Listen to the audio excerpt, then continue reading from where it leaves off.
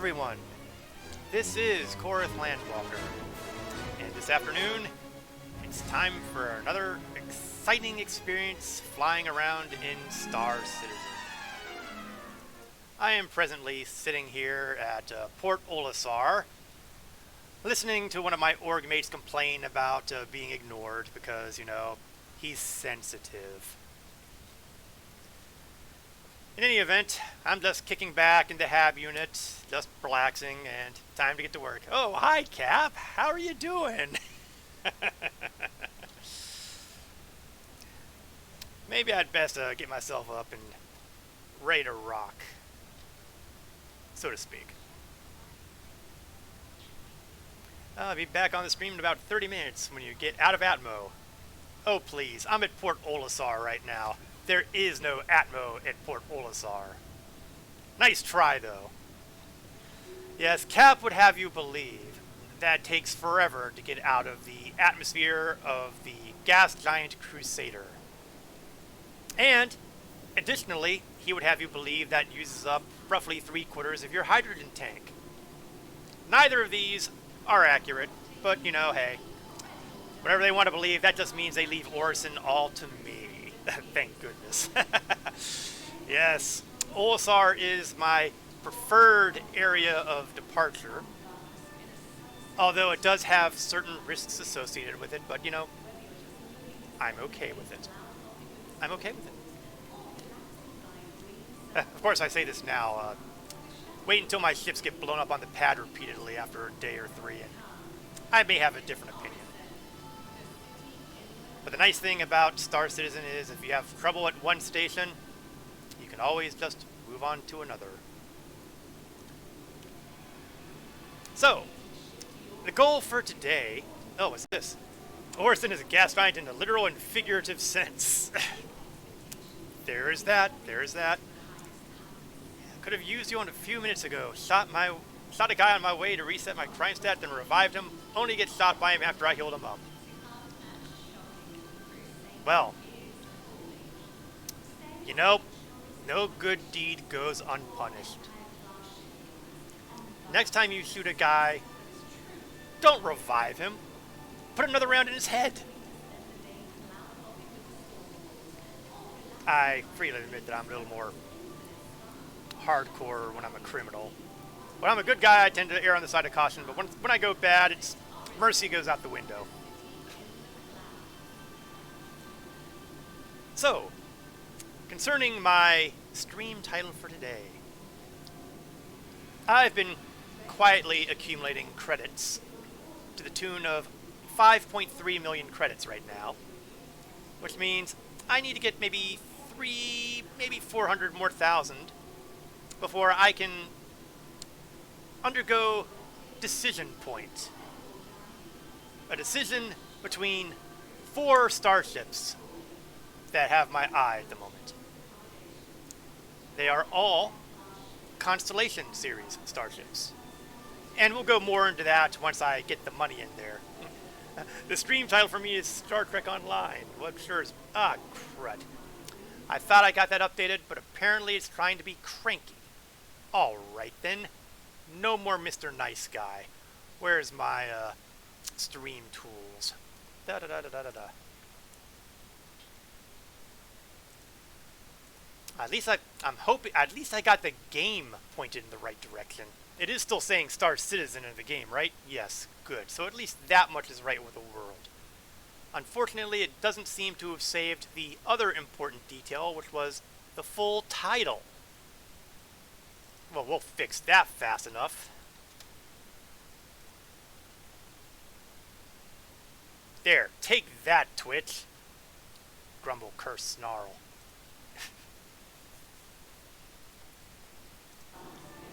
So, now that we've gone back to proper things, as you may have guessed from my title, good, yes, good catch indeed, Whammo, thank you. We're looking at the Constellation series of starships. They've got 4 variants, and we'll go over them once I've gotten myself to... Alright, which one of you two did it? You think I didn't see you. You think I didn't notice this. But I saw that. I see you now. One of you two just slapped credits my way. And I'm betting it was Cap because that's the kind of thing Cap would do.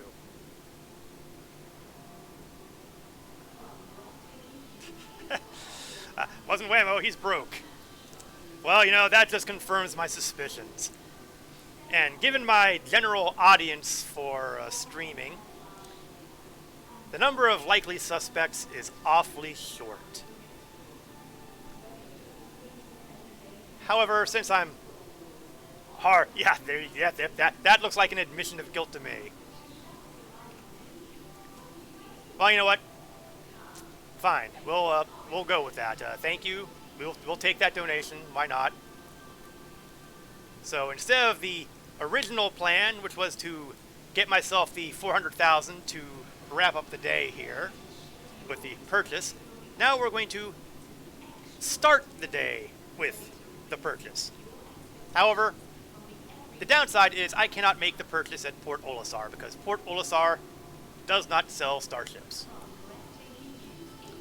Nor can I go to Orison to do that because Orison does not sell the Constellation series.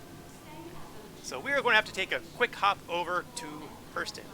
You are currently panhandling over at Jumptown, which is going as well as you would imagine. So there's one of two possibilities here. One, it's extremely boring at Jumptown and everybody's in a queue waiting for their boxes. Or two, people are getting blown up left and right. I believe it could go either way. So, what ship to take to Orison? You may have noticed that my Harbinger is in a destroyed state. I have decided recently that the Vanguard series really is not my ship to fly. The thing just takes a beating and blows up. The maneuverability is horrible. No more. That's a heavy fighter I can live without. I'll stick with medium size and light fighters. So, we are going to take over to Hurston, my personal favorite ship, Crusaders Mercury Star Runner.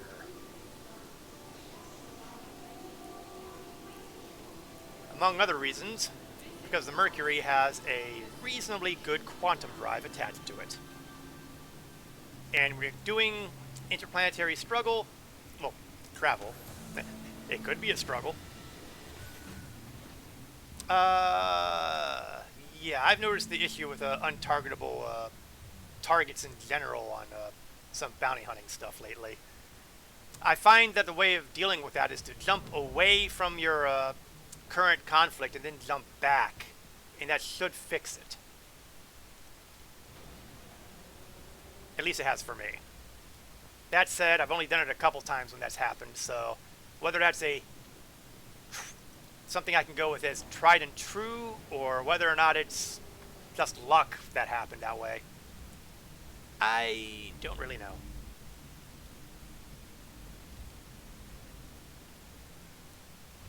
It's awfully dark in my Star Runner, which means I must have powered everything off the last time I was here.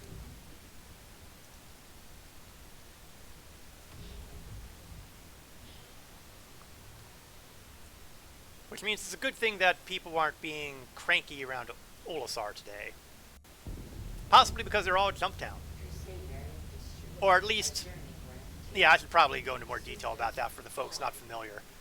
There's an event rolling on right now called Jumptown 2.0. It comes as a priority mission either on your general tab, or if you're a bad person, on your personal tab. And basically it tells you where you're going. In this case, Jumptown is not Jumptown, but is actually Raven's Roost on Calliope, which is around Microtech. And you'll basically go there, grab packages, deliver them to Port Tressler, or you deliver them to Grimhex, depending on which side of the law you're on. You can ignore the part about 2 years of combined mercenary and security stuff. That's fluff. Don't worry about it. Now, that's the theory. Oh, I see someone else has flown into my general area. I saw that past my Moby Glass there. Now, as you might imagine, people are people, which means if you have a valuable resource, they will kill each other over them. That is Jumptown in a nutshell. Which Connie am I getting? Well, you know, that's a good question. Oh, and he's worse yet, he's in a Pisces. Pisces Expedition, to be exact. Notable by the color of the cockpit and the hull. It is the starship that fits nicely into a Carrack, but is a decent shuttle all its own. I, however, have no interest in that one. As for which Connie I'm getting, well, let's keep the drama alive a little longer, shall we?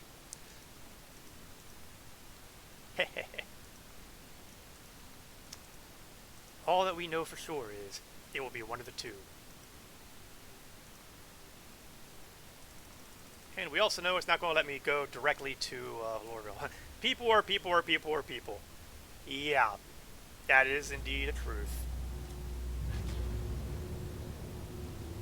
And unfortunately, the one thing people like to do is shoot each other. Because that means more stuff for them.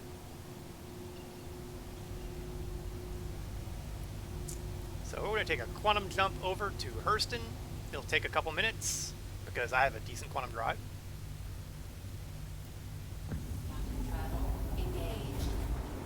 Now these boxes are pretty valuable. There are people who can make a lot of credits off of them. Although there has been some controversy about that. They were originally being delivered every 30 seconds and were going for a substantial amount of money. But then it appears that the timing got nerfed and the payout got nerfed, and there was much screams on the forums and on Reddit and pretty much anywhere else that has anything to do with Star Citizen. And apparently the devs quietly but uninformatively finally let us know that they were doing some kind of testing to vary payouts and delivery times of those boxes. So that was intended behavior that they didn't mention on the webpage where they said it was going to be 30 seconds. Yeah, I saw you. I knew that was you, Cap. It wasn't hard for me to guess.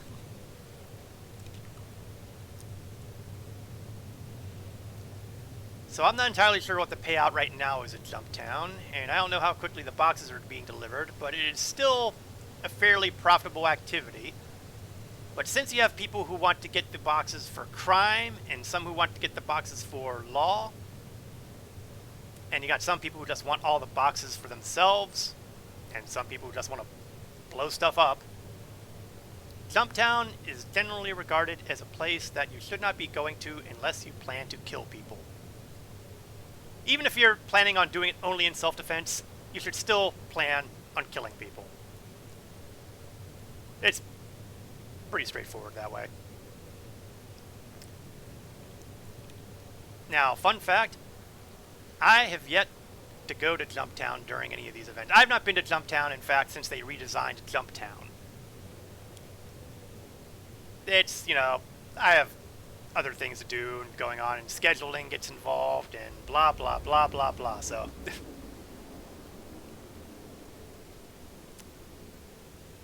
Jumptown is not one of the things that causes me much worry. But I do appreciate its existence. There are people who complain about being griefed at Jumptown. I'm going to have to respectfully disagree. Now, people may or may not be aware of this, but I am not the best PvPer on the planet. In fact, I'm pretty much at the other end of the bell curve. I accept this about myself. I have issues with the idea of people doing the griefing thing. Again, one could probably understand that. Jumptown is not griefing. It is intended behavior. Jumptown originally got its reputation off of PvP. Jumptown's reason for existence is to incite PvP. It's not like Xenothreat, which is primarily a PvE experience. It is not like Ninetales, which is kind of both. Jumptown is Jumptown primarily because it's designed for people to kill people. And those people, we politely yet firmly ask them not to play Jumptown. Well, I imagine that the polite and firm asking involves various sort of delivery methods. Torpedoes, bombs, ballistics, that sort of thing.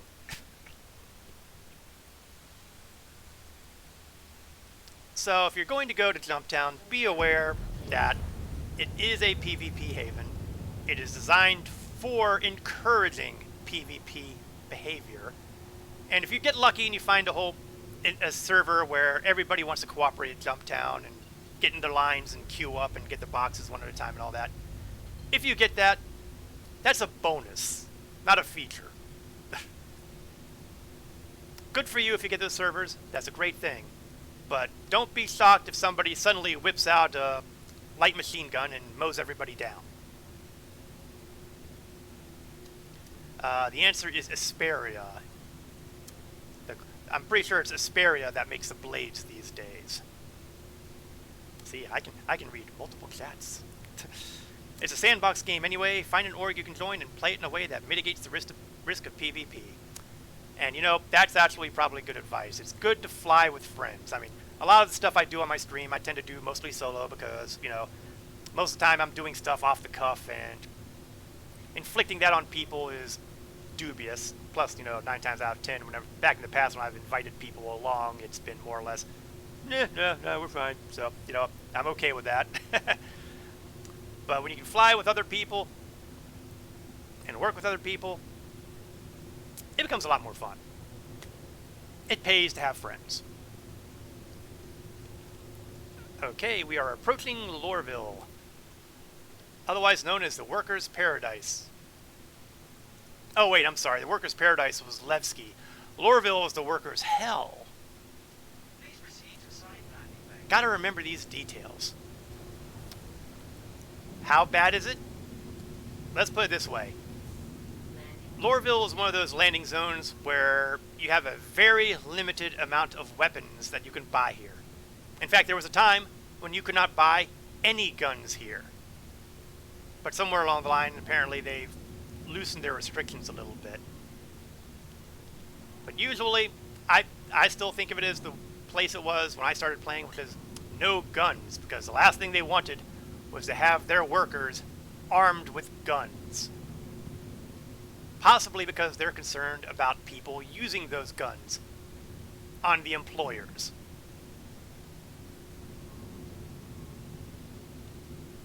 Okay, let's see if I can get myself in without smacking anything. Good deal, good deal. I got it right the first time. Let's drop the landing gear and auto-land it. Oh, I already had my landing gear down. Oops.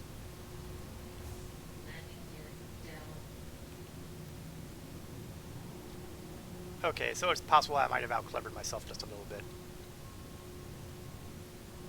That's been known to happen. There we go.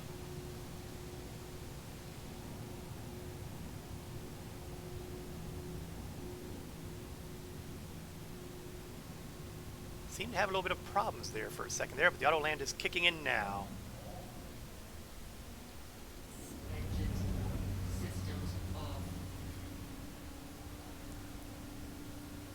All right. Let's get into Tisa Spaceport proper.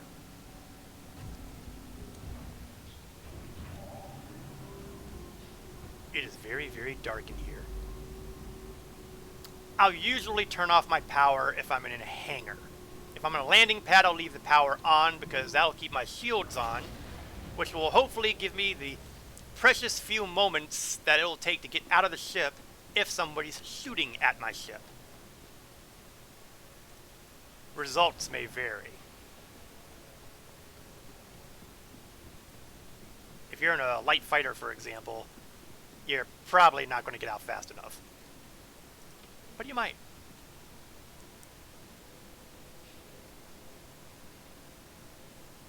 I haven't had too much of an occasion to actually test the whether or not having the shields up will help, but it's got to be better than not having the shields up and being fired upon.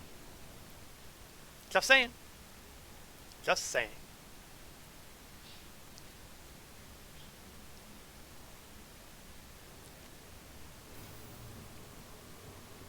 Alright.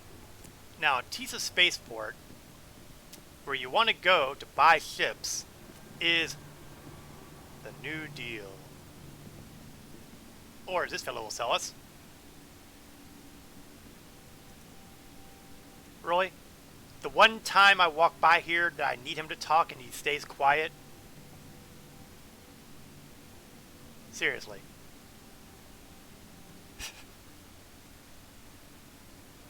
You can usually never get the salesman to shut up. So, just to take a quick look at the basic design of the Constellation. It is a... well, you know, it's kind of on the borderline between a large ship and a medium ship. You could say it's the largest medium ship or the smallest large ship. Comfortable crew would be about 3 to 5 individuals. A pilot and 2 turret gunners, or a pilot and 2 co-pilots. 5 would man everything perfectly. On many of the Constellations, you will also have a snub fighter docked in the back. So that way you can have a little bit of extra oomph behind it. Also, if you pledge for a Constellation, it might come with a rover to take into its cargo bay. Like this cargo bay.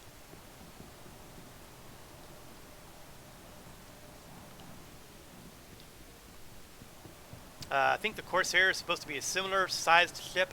Yeah, that's what I'd heard. The Drake Corsair, which is on the roadmap, which is likely to be released this year. Never say definitely, because this is Star Citizen. But it is likely to be released this year. And it is supposed to be a direct competitor to the one of the Constellation variants. And that brings us, of course, to the question of, what are the variants? So we're going to hop over here to the only terminal in New Deal. I will take... Thank you, Hurston Security. I know you're storing my ship. And to be honest, they probably aren't even storing it yet. They're probably just whining about it, and then it'll still sit there for a while until it actually stores. Hey, bugs happen. It's Star Citizen. Get used to the feeling.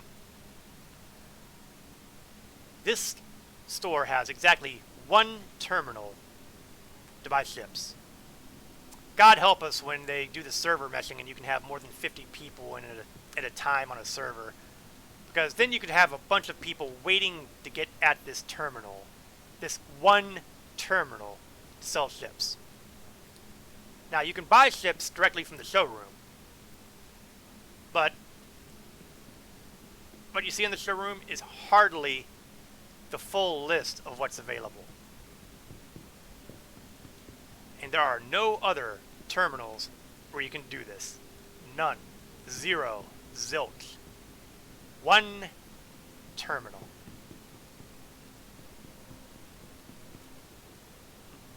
Of course, there are more outside ships. Yeah, they had that. We were just showing the Constellation out there. It had a hammerhead and looked like a Mustang.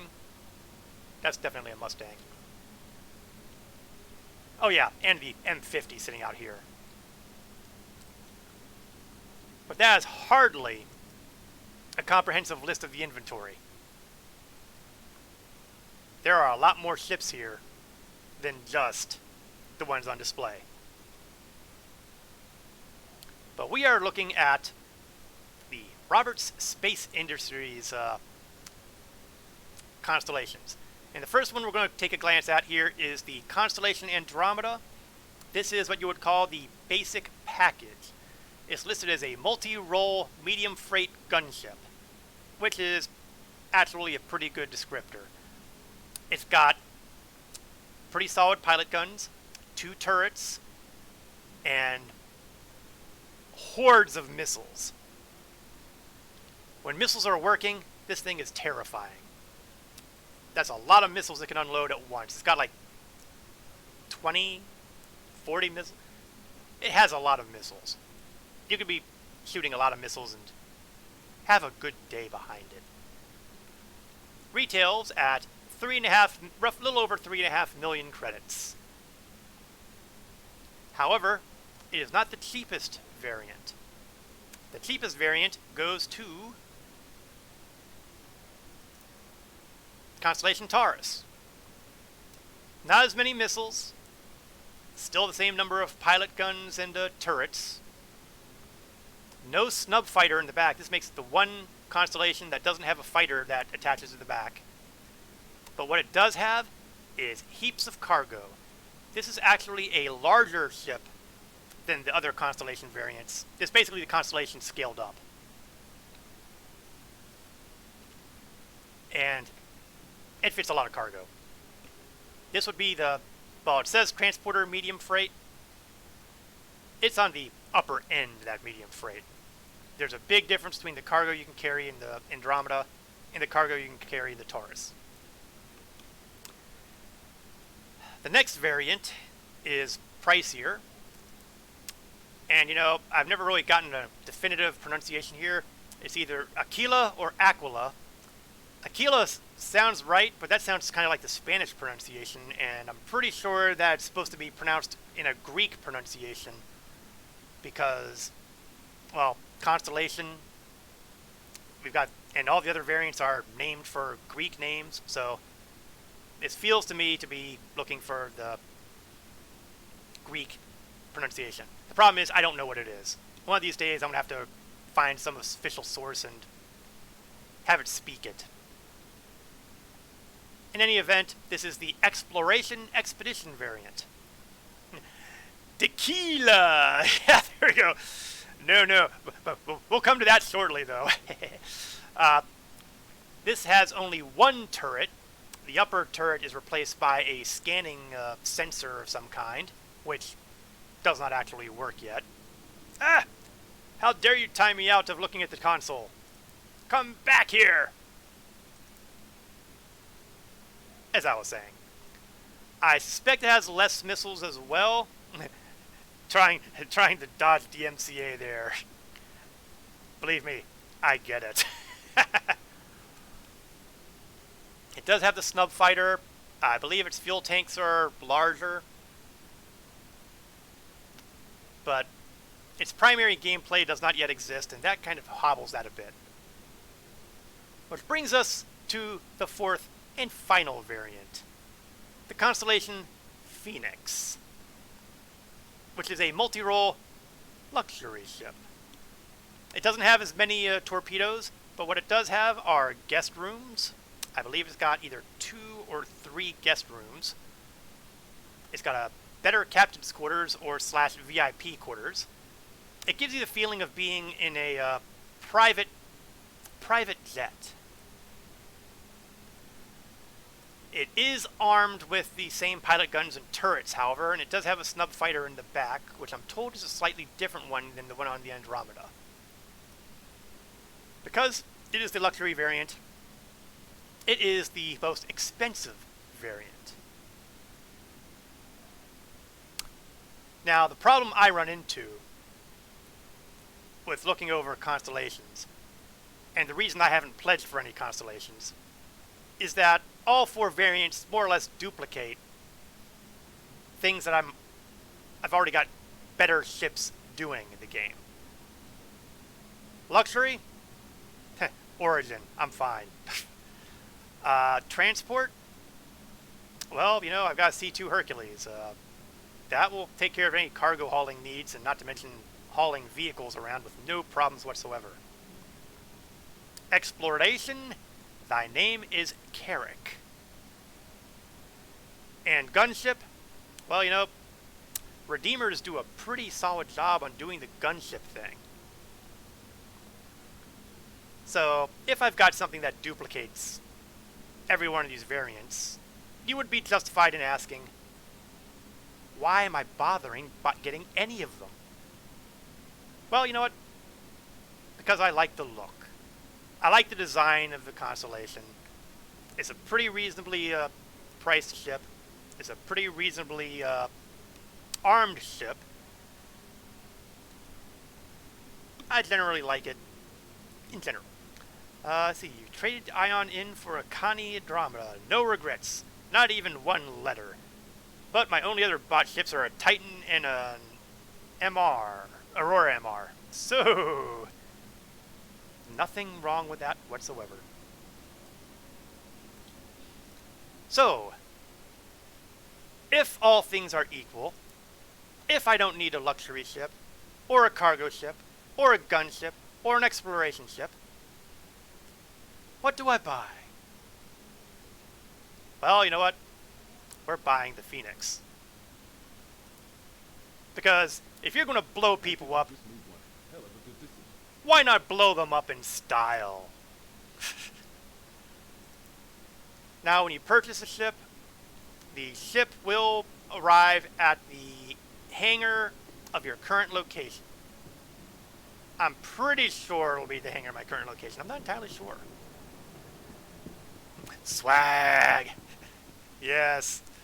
Well, you know, we'll go on a little private tour of the Constellation Phoenix once we get on board. Now, theoretically, it should be here.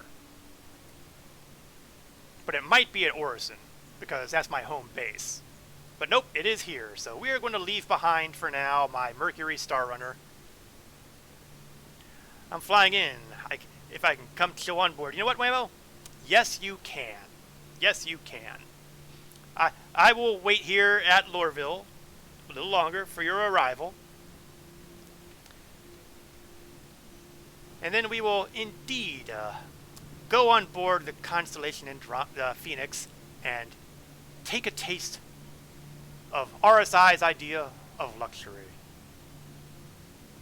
That said, this is RSI, so you can't expect the same kind of luxury as you would find on, say, an Origin 600i or a 890 Jump. Nevertheless, since we're going to hold off for the arrival of Whammo, let's take a look at the general. Oh, right, because I pulled it out. Duh. Okay, let's store that thing again. Obviously, I'm not going to be able to look at its vital stats unless I've stored it away. So we're claim. Why is it on claim? What?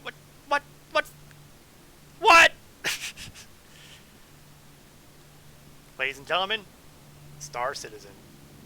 More bugs than a Starship Troopers movie.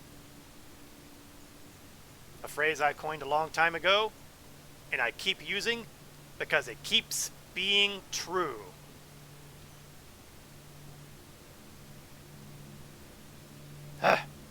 Fine. If it's going to be sitting there on the landing pad, I might as well at least go to the landing pad. Bog.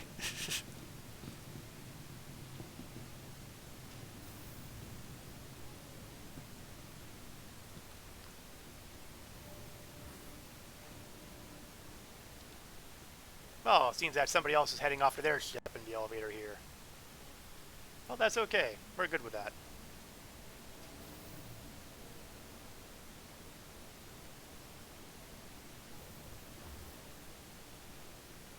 Is that you, Whammo? Careful, Corinth. You're likely only to get another 5-10 years out of that before they fix everything up. Come now.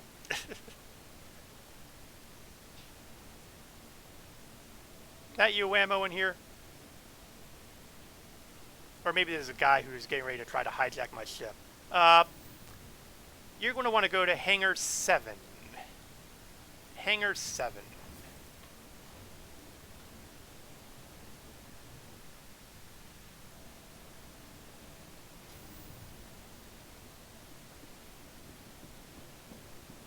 And there it is. The Constellation Phoenix.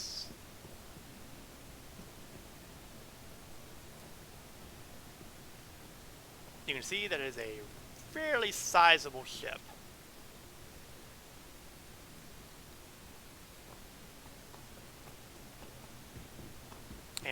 back here, we should have... Yes. Snub fighter, I think it's the Archimedes, but I can't prove it. Ah, there he is. Hi, Whammo! We're going to hop on board the ship over the main elevator. Open sesame.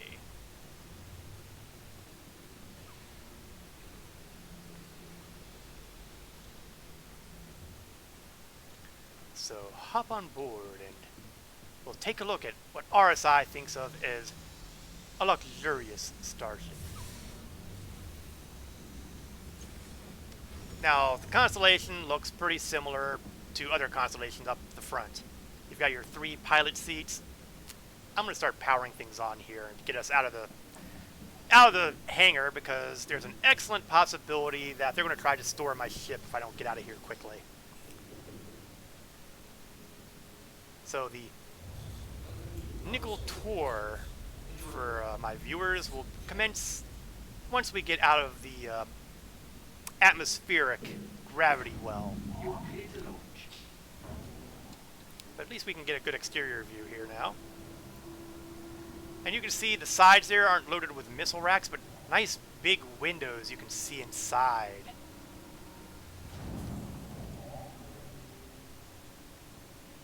Because, you know, we're all about being able to see outdoors. There is, however, a distinct lack of side airlocks. That could be a big deal depending on situation. Sick, got a window seat! Yes, indeedy. So we're going to hop on out.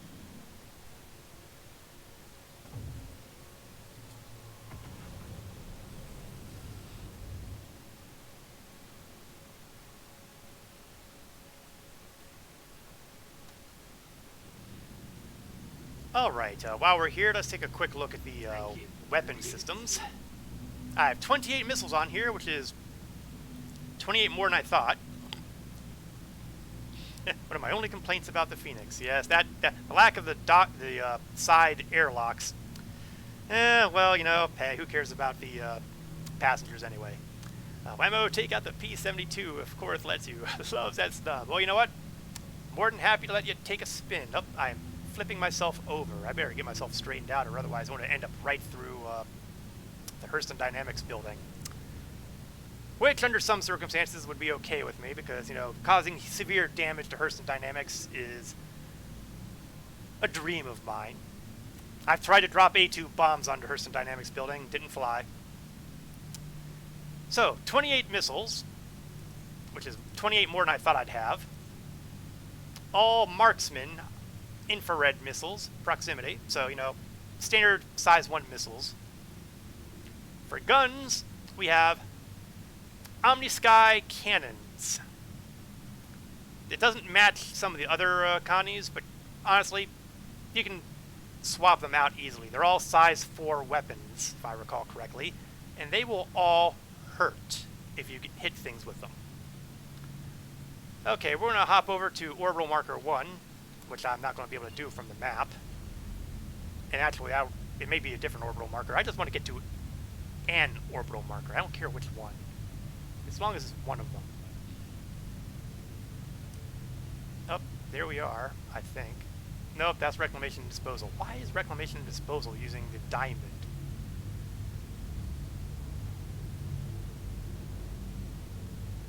Alright, you know what? Fine, we'll go to Everest Harbor instead. Grumble, grumble, grumble.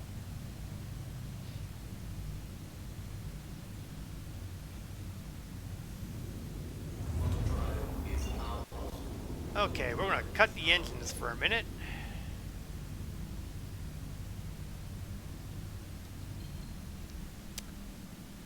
And we're going to take a look now. Oh, set a party invite. Sorry, I missed that. Sorry. Resend that. I completely missed it. That's the problem when I'm trying to concentrate on 3 different screens at once, almost. Oh, wait, I may still have it pending, though. Maybe I'll be lucky. Oh, I'm lucky. How about that? So, we have here the gun well. You've got the lower turret and the upper turret. So if you have passengers, they can pull their weight by going on a turret and shooting things. I believe they are size 2 guns in pairs. I'm not 100% sure about that because, you know, I couldn't get to open the dialogue while I was at Lorville because the stupid thing was in a claim status as opposed to a store status. So, through these doors, we have the crew area, a table which used to work. It doesn't seem to work anymore, and one day they might actually fix it. You've got over here the toilet, which doesn't, well, thankfully, doesn't work. Let's face it, they're not really ready for that kind of gameplay yet. And assorted storage lockers, which don't have any real functionality at the moment. But they're there. And a couple weapon racks. Pretty sure these are weapon racks. I'm not 100% sure. And I'm not carrying any guns right now, so I can't actually check. Bunks for 4. And that's the crew area. But really, it's not the crew area that's the attraction of the Constellation Phoenix. It's the passenger area. And you can see that the entire feel of the ship changes dramatically once you're back here. We have a number of passenger cabins where you have your own private bed, little mini screen, but theoretically I guess you can watch TV on. You need to get the other gameplay loops to not be redundant of what the commode gameplay would provide. We'll get there. We'll get there. And we've got, I think, 2 of these cabins, although it could be either 2 or 3. There's the second one right here. And same basic layout. Yeah, just 2 cabins. Got the passenger seating, including Whammo taking his ease here at the window seat with the table and apparently having some luck with cards. You can't interact with the cards, sorry. Larger TV screen, some books, you know. Over here you've got the bar, because nothing says living like having alcoholic beverages on board. Sadly, you can't interact with any of them. All this smoked beer, which folks who watched my last week's stream know all about. Yeah, the sip is sweet, isn't it? Bottle art. Sooner or later, they're going to get this to the point where it works like the Redeemer, because the Redeemer has a cooler area like this as well, except you can actually open the door and get the stuff out. Of course, if you maneuver at all in the Redeemer, the stuff spills all over the place and crashes, and it's depressing, really. Wish we can get LTI on this. Yeah, I get it. I agree, but, you know, I keep waiting for them to get rid of the limited hull status on this, because honestly, it's nice, but I don't know if it's nice enough to be limited hull. Oh no, I mean like drinking. Oh, gotcha. Well, you know, you actually can. If you saw my stream last week, I downed 18 bottles of beer and got completely blitzed. I walked and swayed. My vision was blurred. I went into a combat situation and all the targets turned into mineable symbols, so I couldn't actually target and shoot them. Yes, you can get lit with the beer. You can definitely OD on your beer. Stream is still available to watch on Twitch on my channel, and it'll be on YouTube shortly if it isn't already. Right, but on the ship, would love to have an absurd org parties on board with drinks provided by this bar. Yeah, that is the downside. You can't actually tap into the bottles here. I mean, you can buy bunches of smoked beers and, you know, put them in the inventory and serve them, but it ain't easy. Especially since you have to buy the bottles of beer singly as opposed to, you know, in 6-packs or kegs. I was there for part of it. It was fun for sure. Yeah, that was one of my more memorable streams. I really should make some highlight reels off that before it rolls off Twitch. Got your little executive table here for your business meetings. or to commiserate after you've been drinking a whole bunch of the alcoholic beverages behind the bar. Over here, you have the hot tub. Well, it would be the hot tub if it actually worked. It doesn't actually work. We've got the cover, but we don't actually have the tub. Clearly, we've been robbed. And over here we have the VIP suite, or maybe the owner's box, depending on how you want to look at it. Got a nice view of the view out here, which of course is one way, so you can't have people easily peeping in on you here. I mean, you can kind of see, but you don't want those peeping toms watching when you're doing, let's just say, extracurricular activities in the VIP suite. That's as gentle as I can make it. Probably working out the kinks of accidental drowning in the hot tub. Yeah, that's a real danger in the swimming pool and tubs over at the 890 jump. You have to go in the water wearing your undersuit and helmet. That seems wrong. This is your components area, well, some of the components area. And going a little further back, we have access to your P-72 Archimedes, the snub fighter, which you can actually fly and redock with. A fairly recent update within the last 6 months, I think. There's one more area that I haven't pointed out because it's not obvious. If you look down in the right area, you'll see there's a button to open things down. That's because we have here an elevator downward into the cargo bay. There is a cargo bay in here. It's a little bit more limited than the cargo bay on the baseline Constellation, and way, way smaller than the amount you would get off of the Taurus. In addition, I don't believe there's any way to lower the lift from inside.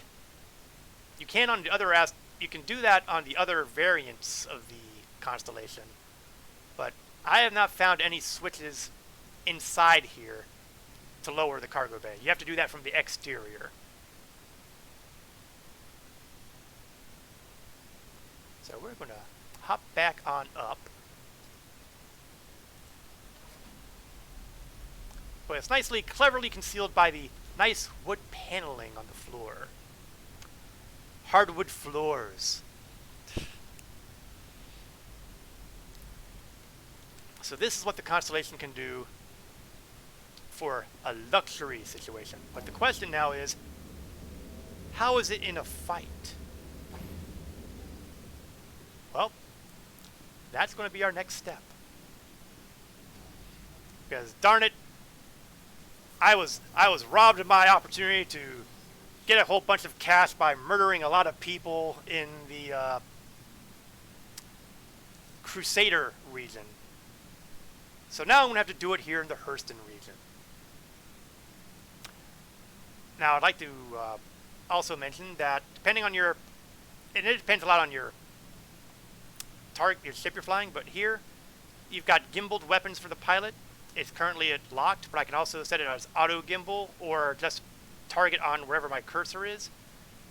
I will usually do lock on most ships, but if I'm flying a ship that's slow maneuverability or lumbering or flying against or going against really fast fighters, then I'm probably going to be more likely to use the auto gimbal because I need all the help I can get hitting those targets. Speaking of targets, let's find some targets. Let's start rebuilding that nest egg because, you know, we can always have more room to work. And we're going to grab ourselves one of the group VHRTs because, you know, if you're going to start tall. Now the downside is we're at Hurston, and at Hurston that means we have plenty of opportunity to find an opponent in the atmosphere. And we indeed have one at Hurston's atmosphere. So this is going to be challenging. Because I'm reasonably sure that this thing will handle poorly.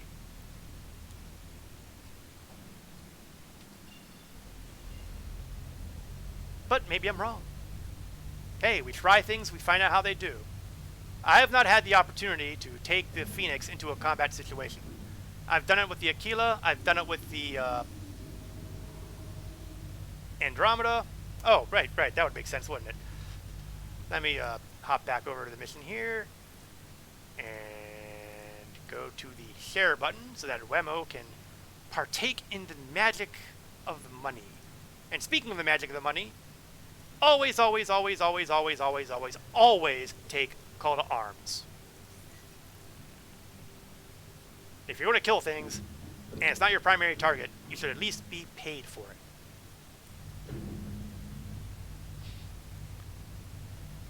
Alright. Let's see. Where is my destination?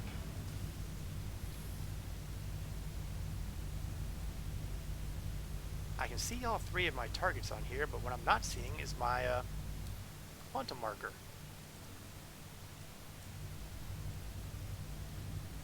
Oh, there we are. I'm just having trouble seeing the diamond. I is not smart. Now, Ammo, I don't know if you're on the upper turret, the lower turret, or if you're heading back to the snub fighter, so... If you're on the turret, just let me know if you're on the upper or lower one, and I will try to make sure that our targets are in your firing arc as often as I can get.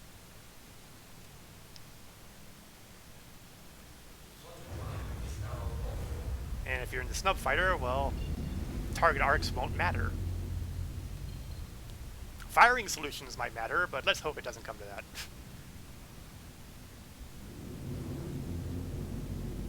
We are 40 kilometers away, and we are 30 kilometers above the surface of Hurston, which means we are going to have to get pretty close to the ground.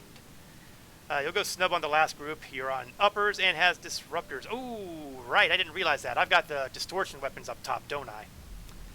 The distortion weapons are designed to wreck the hell out of shields and electronic systems, but they don't do a whole lot in the way of hull damage, so...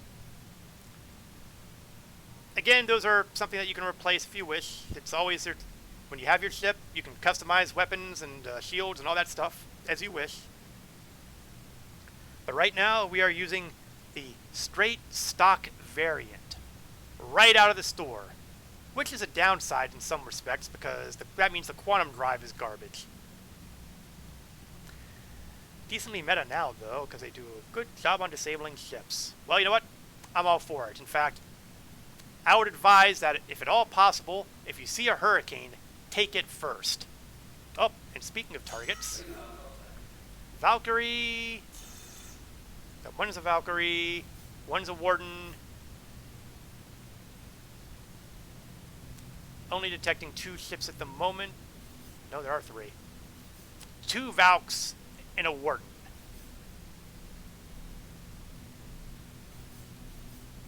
And none of them... Oh, okay, one of them is my target.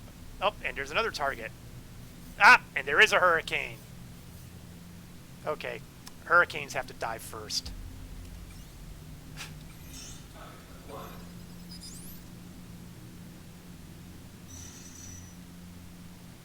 Unfortunately, I can't get a good... Oh, okay, he's a lot closer than I wanted him to be. Now, missiles are kind of dubious right now. Sometimes they are okay, and sometimes they completely suck. Yeah, I think I just hit my own ship with one of my missiles.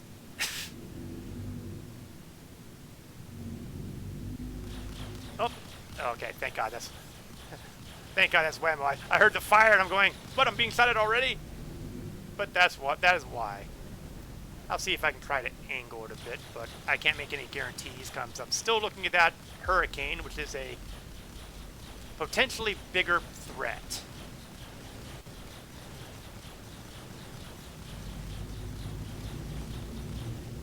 Yeah, we're taking hits all right. Oh, a little too close to that Valkyrie. Yeah, maneuvering is definitely not the strong point here. It's a larger ship. You can't expect high maneuverability. Hoping the gimbals will lock in and start doing their thing. Oh, got some hits. And His shields are hashed, thanks primarily to Whammo's gunmanship. Unfortunately, I have no front shield anymore.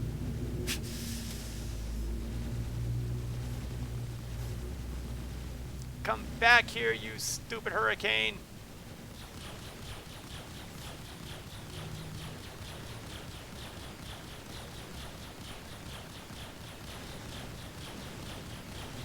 Come on, come on. I gotta get him before he gets me.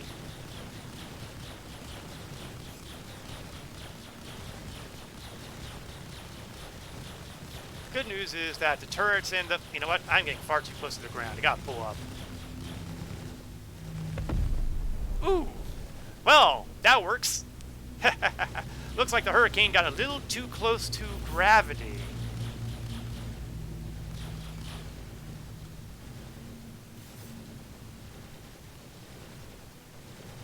Definitely having some guys giving me trouble. I'm trying to turn myself a bit so that Whammo can continue hammering at the guys. I'm trying to get closer. Well, you know what? I gotta deal with a bigger priority here, don't I?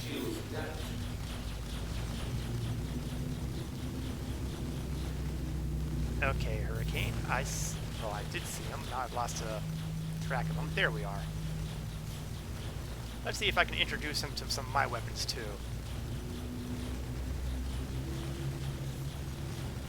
Ooh, that was a nice bit of raking through the bottom there. Ooh! The ground hits another casualty.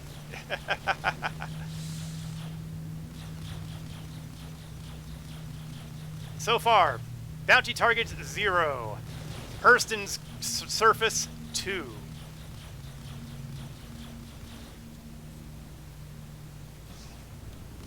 Having a little trouble here. I do seem to have taken a little bit of a beating. Come on, fall, fall! Bounce off the ground! Because I am way too close to the ground for me to be comfortable.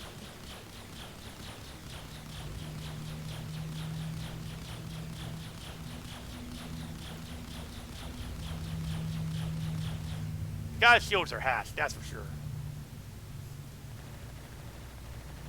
Let's see if I can add to some of that abuse. Okay, I think I've added enough to the abuse. That's an indicator that the ground is still too close. And then, finally, we still have our primary target. Okay. How bad is... Okay, the engines are still attached, so at least that much is right with the world. We are climbing. Let's cut speed a little bit as I turn myself around.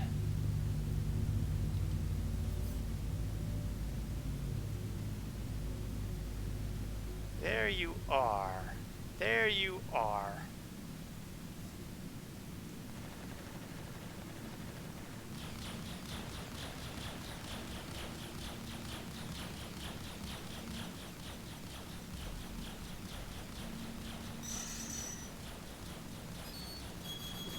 Oh, firing missiles at me?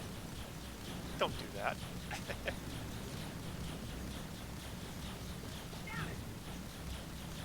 And there we go. So I'd say we get credit for roughly 50% of those kills. Whammo, run for the subship, save yourself. You have such confidence, Cap. I did not give Whammo distortions. The distortions were already there. He just took them. Yeah, he opted for them, and they did a good job. And that's true. Those shields were gone. By the time I was able to actually hit anything, the hits were definitely for effect. Of course, I did take a little bit of a beating there, but, you know, flying in Hurston atmosphere in this thing was just rough. So we're going to go to Aberdeen next, and our target looks blessedly in the sky. Okay, maybe we won't go to Aberdeen first. Okay, fine, we'll go to this target. Aerial. I need to give myself a little more altitude, though. Other than AI issues. Yeah, isn't that why the ships said hey to the ground? That had a lot of it. Did I see the front of my ship? Well, I see what my MFD is telling me, but I haven't actually looked at the front yet. I guess now's as good a time as any. And it looks a little beat up. It'll buff out.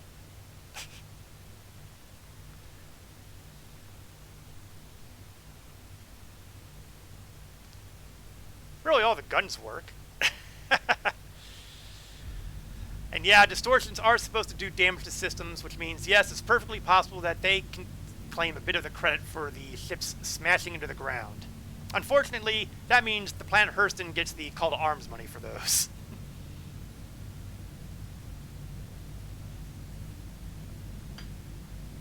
I still have my snub, yes. Yeah, it adds some character. It can't be a Bitmobile its whole life. And really, if I wanted it to stay in pristine condition, I would not be doing a bounty target, much less 3, inside this vessel. But being capable of doing that is something I've definitely wanted to verify. It can get blown up, though, if you're getting hit in the back a punch. Yeah, or if, you should accidentally smack an asteroid or something with the back end, which never happens. Cough, cough. That's not the one I want. Where's my... why is my... Oh. Yeah, there is another bug in the game that occasionally knocks off the targeting of your quantum travel stuff when people move around your ship. It doesn't happen to all ships. The one that really gets impacted is the freelancers. And there it goes again. Grumble, grumble, grumble, grumble. Fine, we'll eyeball it.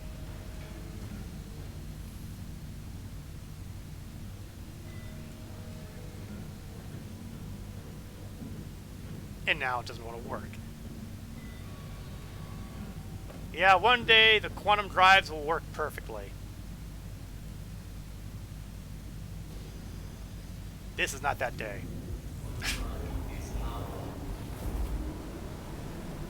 Alright, off we go. Towards Ariel and towards target number 2.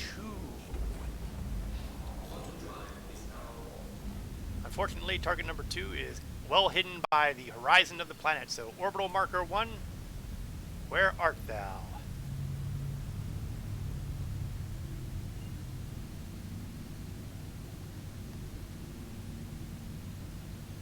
Quantum drive's pretty quick to spool up and calibrate, but the downside is also slow. If you go from system to system, I'm willing to bet large amounts of credits that I don't have that this would take longer than I care to think about.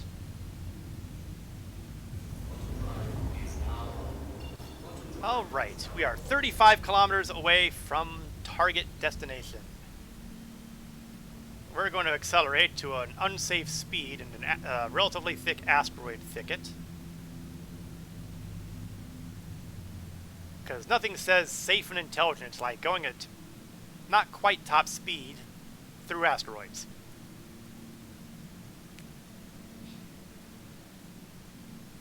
I never made any claims to sanity. Okay, neutralize marker is up. Targets becoming available. A warden? Not the primary. We'll start dropping speed. Hurricane? Hurricanes must die. Unfortunately, I've lost lock on him. There we are.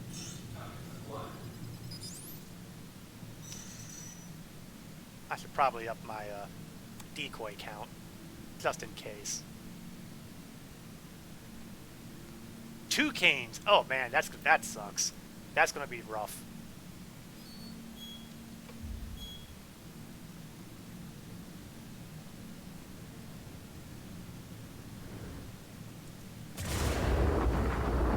Oh, how about that? Looks like all the missiles actually went to target. Excellent. Second hurricane.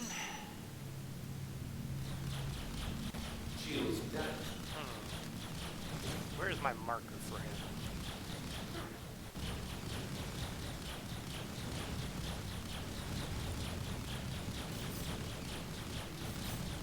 Oh, Christ. I think I've got even... I think there's a third hurricane here. We have far too many hurricanes in this area.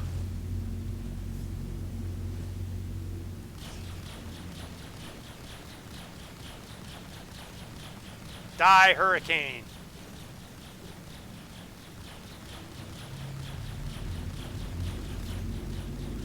How is this guy still breathing?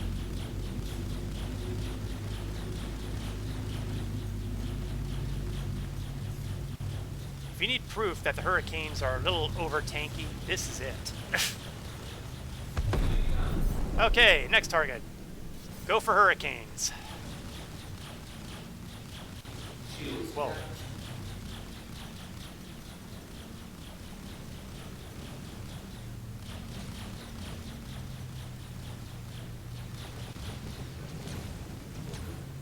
Come on. He flies out of range. That figures.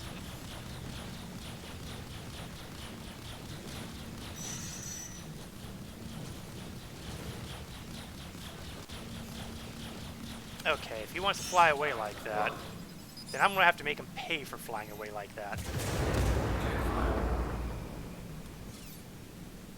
You know, those missiles would be dangerous if they would stop hitting me.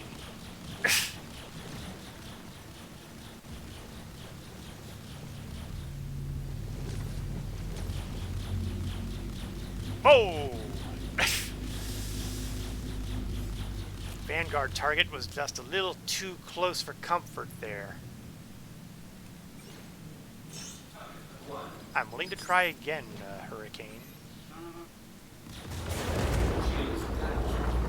I swear to God, I'm doing more damage to me than I am to them. These turds brought to you by Desperado Nerf.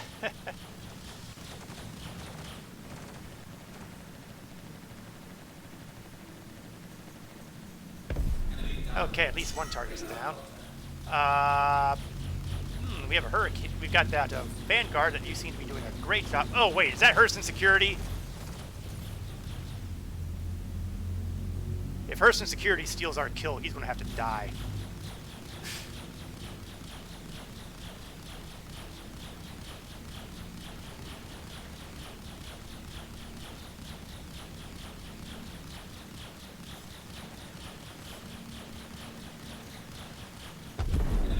There we go. But that was not our target, however. Where is our target?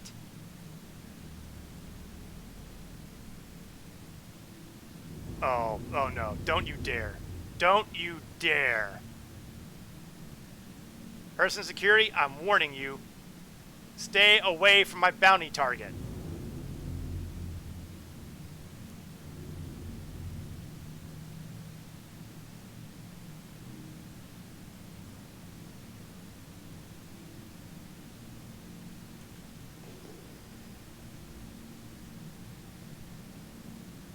You know, I really hope this didn't just bug out on me.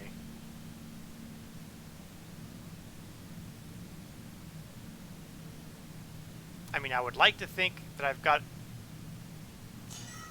There we are. Come on, a little closer. We're not done with you yet. Another hurricane. Another hurricane. I knew I'd seen another hurricane around somewhere.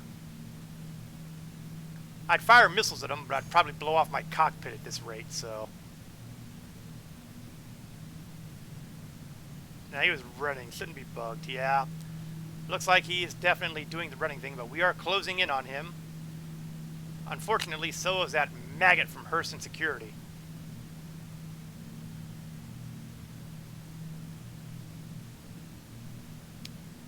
I disabled him earlier, so he may still be. Well, you know what? The fact that he isn't really doing a whole lot in the way of movement is a promising sign.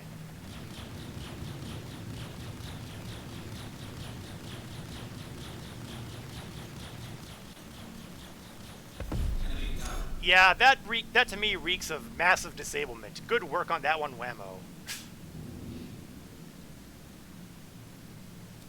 Alright, Hurston Security. We will let you live, because you did not hose me.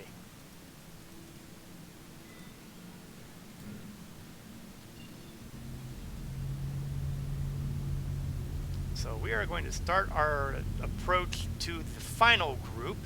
So this is definitely snub fighter time. We'll see just how effective the snub fighter is against our upcoming targets. Because I imagine a great deal of the damage will come from the snub fighter and not so much from me. Woo!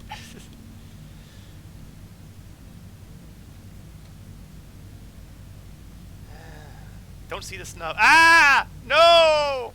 No! They killed it! They killed it!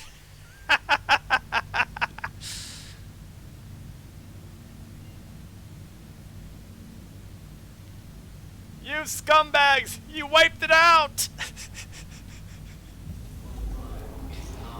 We may have to do some repair work after this. Now, what I'm not sure about is how the snub fighter gets replaced. Absolutely rolled us.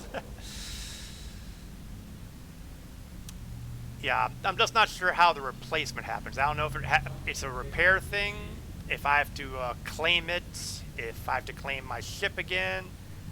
I really don't know how we get the Archimedes back.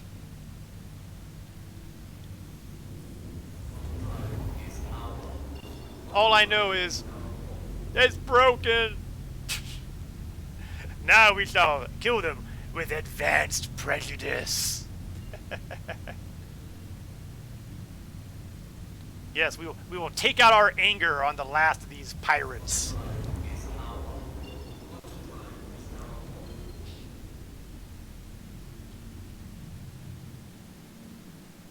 We will, as they say in a different sci-fi setting, give in to the dark side. Well, mostly, since, you know, we are just hitting pirates, so they kind of deserve it, but nevertheless.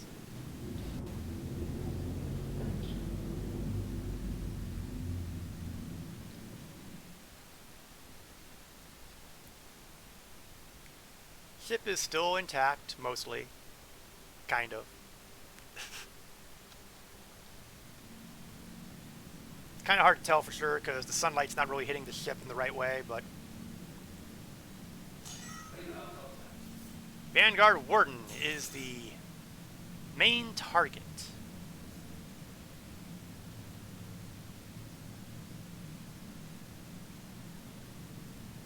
Now, it'd be nice to believe that he was all alone out here. Nobody believes he's all alone out here. And another target's coming in. A Cutlass Black. Well, that's going to be satisfying. The good dark side, the nuanced side, if you will, as the sequels would have had you worship.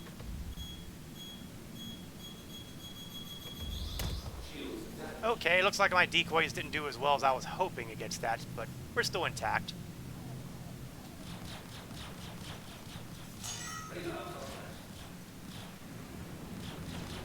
Heading towards primary target. Let's see if we can take him out early.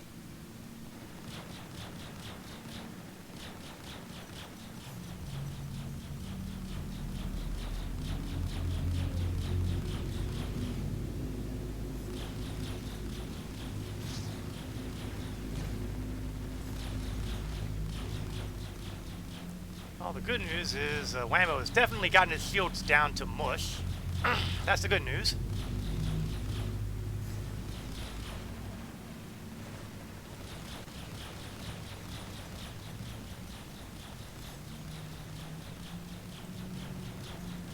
Whoa, not good. That was a little too close. I think Whammo may have disabled the guy.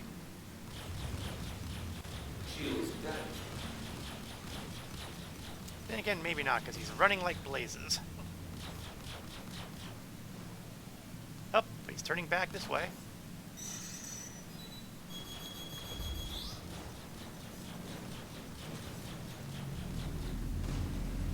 Definitely getting hits on, but he's still kicking.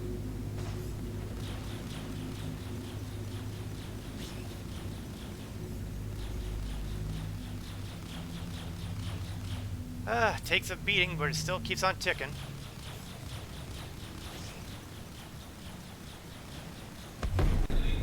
Primary target down. Now we start going after the small fry. Hello, Cutlass Black.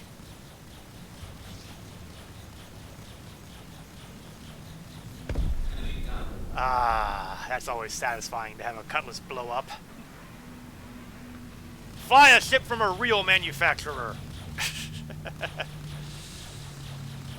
And then we have the Gladius, which is going to be a pain in the butt because it's fast and maneuverable.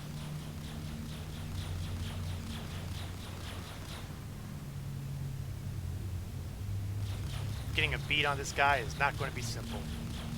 For me, I mean. Whammo's having no problems. Which is why turrets are very handy to have. More importantly, they're very handy to have manned. Okay, I think he's got him out of control, so yeah. Once Whammo had those engines nailed, there was no way he was getting away. So let's take a quick pit stop at FotR's Harbor and see what we can fix up. Because we kind of broke a few things. Like the snub ship. Much easier when he's spinning, yes. As long as he's not under thrust and spinning. Spinning while he's under thrust is pretty rough. But when the engines aren't working anymore, oh yeah.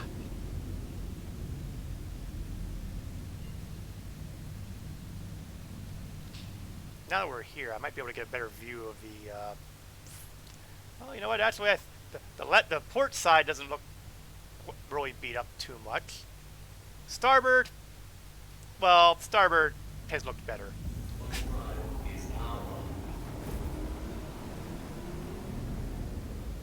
Roy should have heated cap there. And he's given us the lottery numbers with that prophecy. Well, you know what? You don't necessarily need a crystal ball to predict the obvious.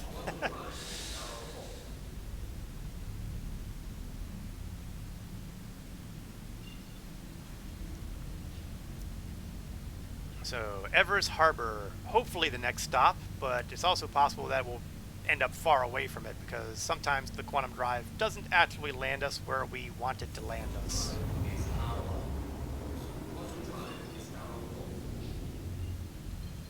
But it did put us where we need to be, which is good. Just arrange my angle of approach so that I am relative right side up. And on that note, I have to head out. Have fun. You take it easy, Cap. Enjoy the rest of your afternoon.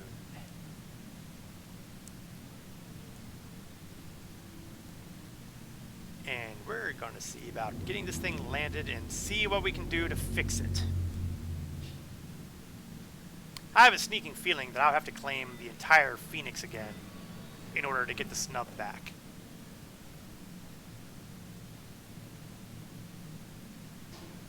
Just not 100% certain because I really haven't had the well, you know, I've never really been able to nail down exactly what they consider the snub fighter. Is it its own thing? Oh, you know what? We'll hop over the terminals and take a look at things there too. Okay, it should not be too long before I'm close enough to contact. And there it is. Thank you. And please visit again. Unfortunately, there's. Did I say something about bugs earlier? They're giving me the farewell greeting when I'm coming into land.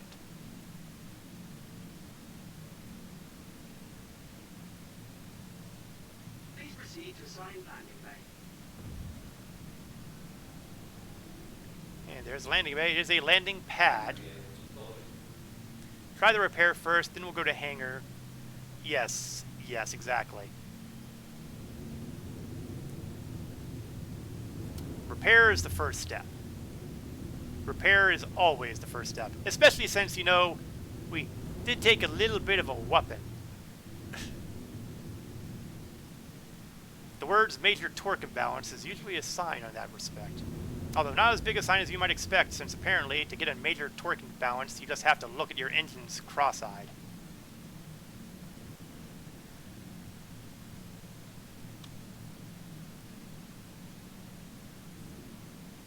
Okay. And we've got the VTOLs up there, so you can see those theoretically doing their job. Setting down for landing, and now we're going to take a look at the rear side of the ship, the aft, and we're going to see what happens when we do the repairs. Repair, restock, refuel.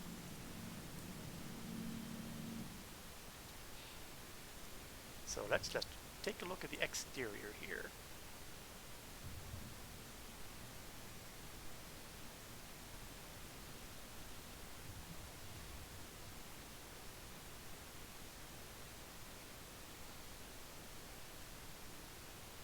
This probably is not the best sign in the world. On the other hand, I just had a screen freeze here apparently, so maybe we are going to get it back.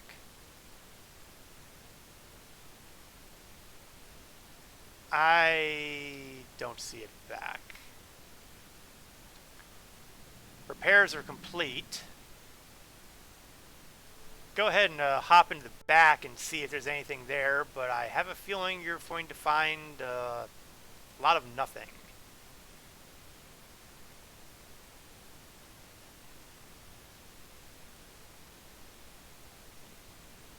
In fact, we'll power off the engines and take a look ourselves. Attention. Please come to an immediate halt and hold for your vessel to be scanned. Oh yeah, come to an immediate halt to be scanned. Yeah, that won't be too hard. We're landed, you morons!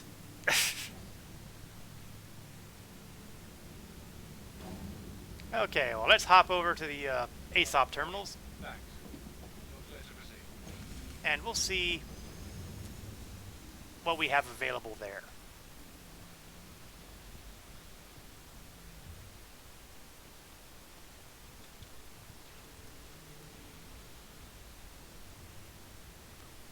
So, the snub fighter has become a sad casualty of war.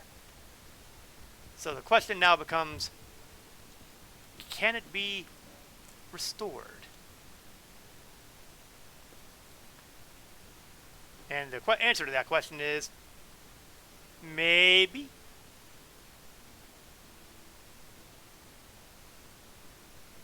And even if it is, in what shape, how will it do this? Will it do this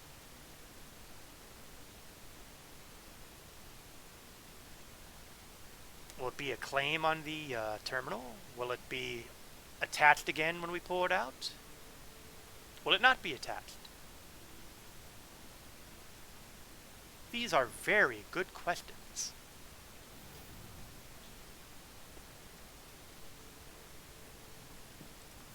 So let's all go to the lobby.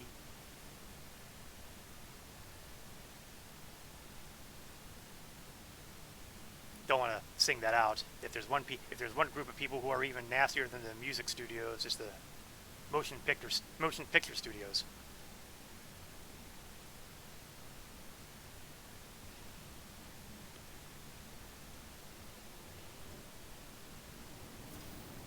Okay.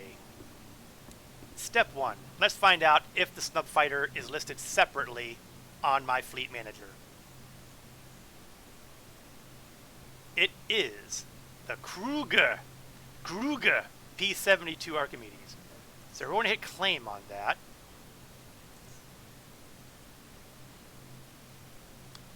And while that's doing that, I'm going to store the Phoenix.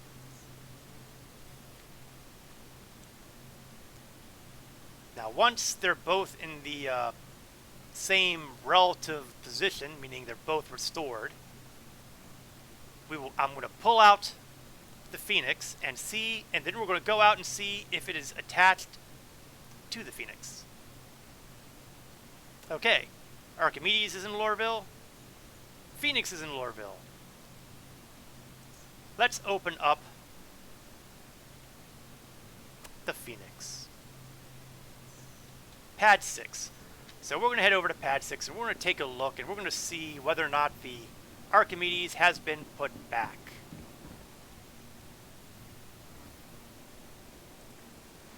If it has been put back, then all is well.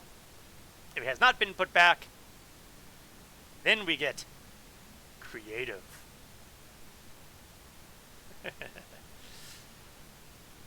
More on that in a moment. Yeah, definitely have a helmet. No, there you go. Yeah, definitely want to have a helmet on there. There we go. It would be most inconvenient to walk outside without a helmet, as I can tell you from personal, repeated experience. I am not seeing the Phoenix attached here. It's got the slot there, but it does not have the Phoenix attached. So here's what we're going to do. I think we're going to have to pull this Kruger out by itself. However, when I do that, it's going to store the Phoenix, unless the Phoenix has already been flown elsewhere. So, Whammo, if you would, go ahead and start joyriding with the Phoenix a bit. Don't go too far, because the Archimedes doesn't have a jump drive, or a quantum drive. Just let me know when you're well clear of Everest, because I would hate to accidentally store the thing with you on board. It would be embarrassing.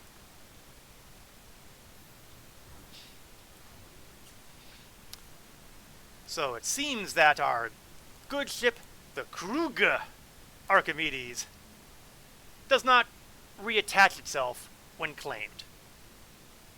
On it. Excellent. Thank you. So we're going to have to do this the hard way. But on the bright side, it means I get to demonstrate the docking mechanics. Of course, I'm also equally likely to demonstrate the crashing mechanics. But, you know, accidents happen.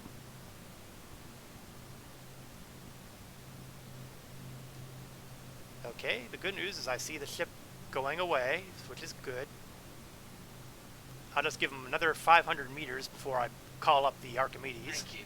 And please visit again. Oh, even better yet, the air traffic control telling me that they're happy to be rid of me, so that means he should be clear and will not be affected by me retrieving the Archimedes, which is on pad 1. So now I'm going to go to pad 1.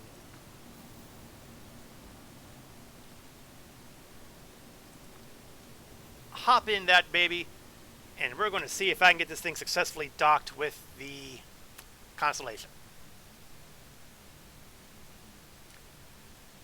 It's also equally possible that I am going to wreck into the Constellation, which will be graphically entertaining, if not helpful. Nah, confidence. This will work. This will work perfectly. There will be no problems at all.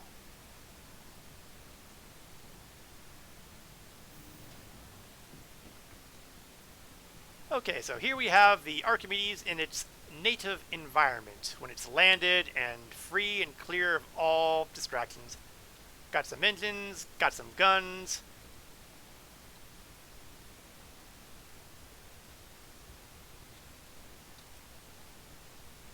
And apparently I've gone apparently the cockpit is further back than I thought it was. There I am looking at the front trying to figure out where the cockpit is. Your adventure, courtesy of Kruger Intergalactic. Systems active. Alright. Now let's see if I can remember how to do this. It's been a while since I've tried docking with a ship.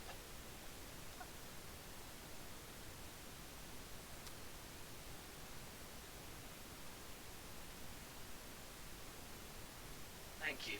And please visit again. Okay, step 1, I need to make sure that I'm approaching correctly.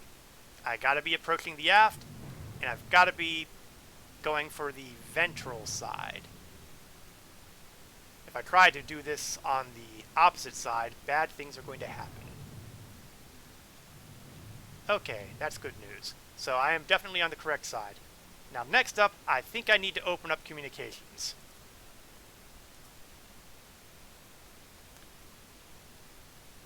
It might have to be with Whammo, because I'm pretty sure he's in the pilot seat.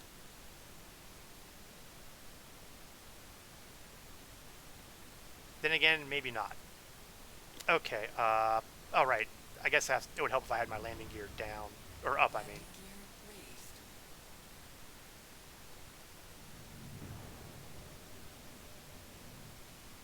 Oh wait, do I have to target my ship?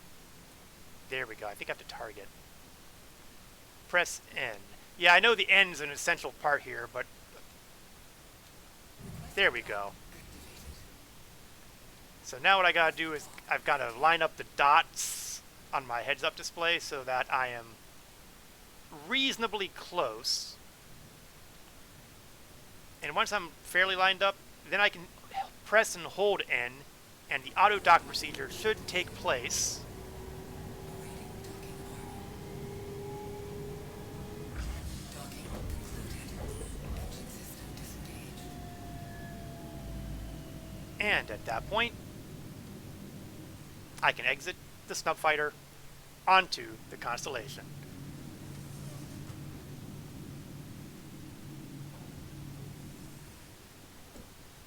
So we have now our restored starship.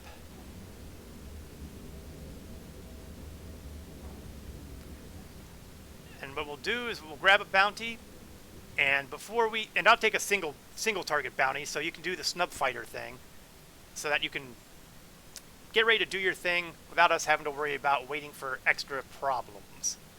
So we're going to go after Kobe Faller. Mission is being shared now.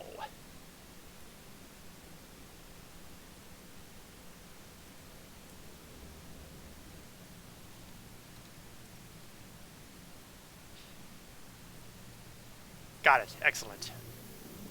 So let's bring up the map and get our target figured. And our target is in the atmosphere of Hurston, which means, as far as I'm concerned, this is gonna suck. Wait, that can't be right. Okay, there we go. Oh, it's worse than I thought. It's also not specifically at a location. So we're gonna have to get close to a location and then travel the rest of the way there. That's doable.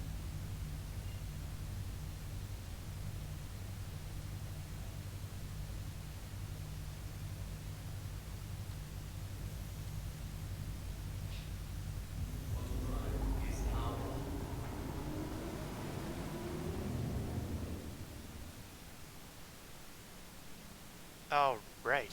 Hopefully we'll still be on the lighted side of the planet, but I have a bad feeling it's going to be on the dark side. No, it's on the lighted side. Excellent. That's the good news, but that may be the only good news here, because we are still a fair distance away from our target. Because we are in atmosphere, and being in atmosphere, our speed is more limited. We are 124 kilometers away from target.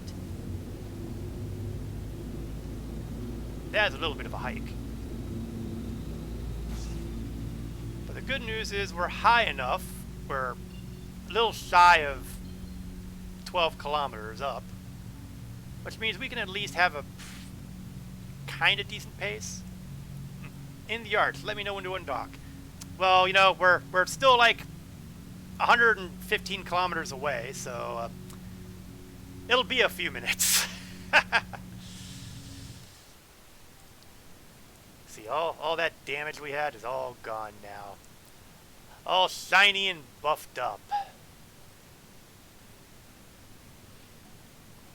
Ship is docked in the back, ready to go, and Whammo gets the go order.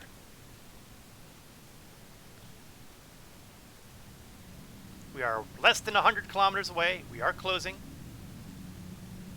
Theoretically, we're going about roughly a kilometer every 2 seconds.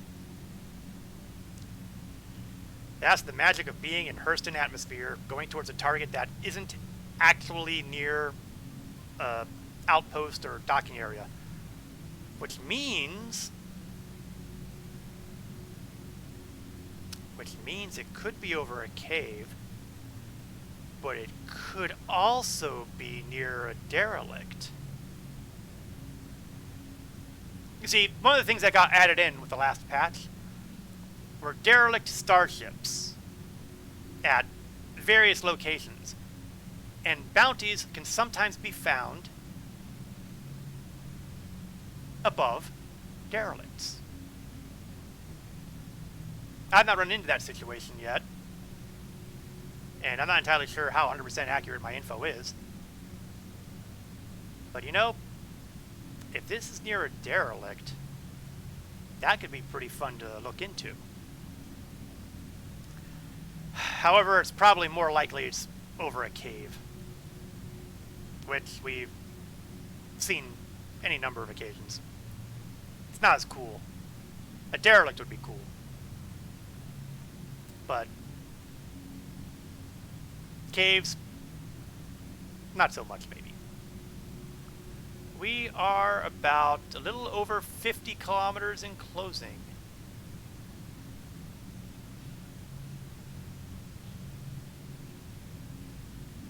So we're gonna get there.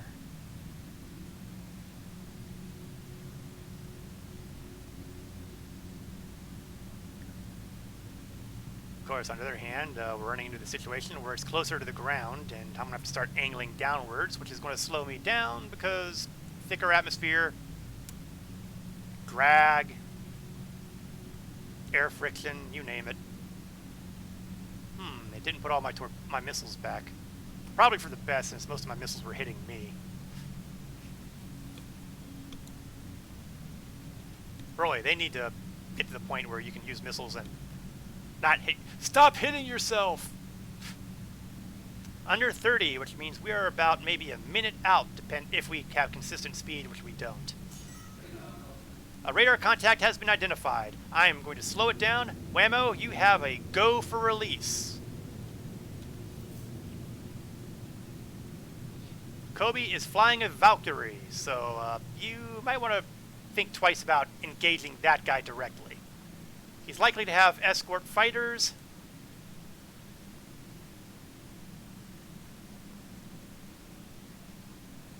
With a Valkyrie, I don't need to worry about gimbaling. I'm pretty sure I can hit a Valkyrie. N is to undock 2. Yes. Yes, it is.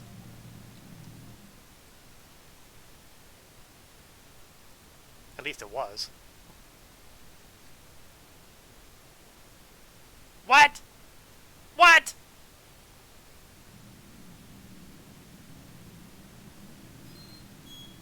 Well, that's really annoying.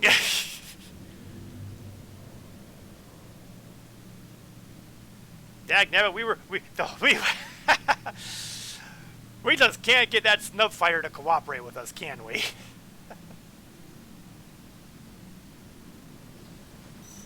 And we've got fighters who just went right by us. And decoys are not doing the job. Things are going poorly.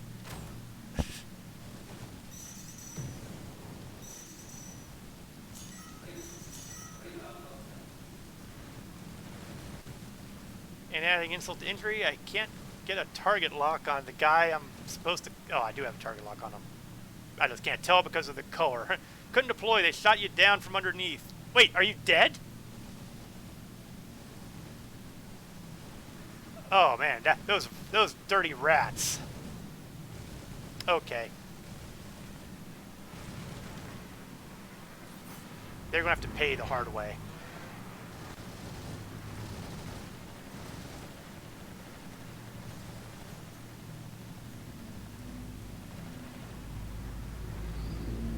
Those R.I.P. the Arch. Ah, those vermin. First they hose us with the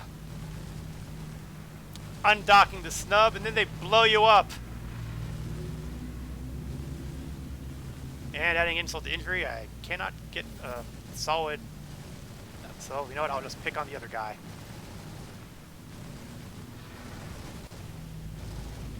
These guys are definitely keeping it close, which is making it difficult.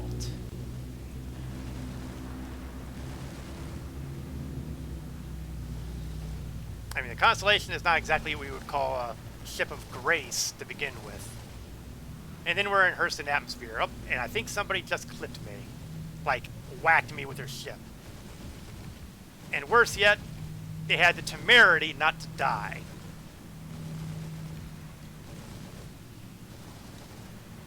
Okay, let's get the gimbals rolling because I need the help.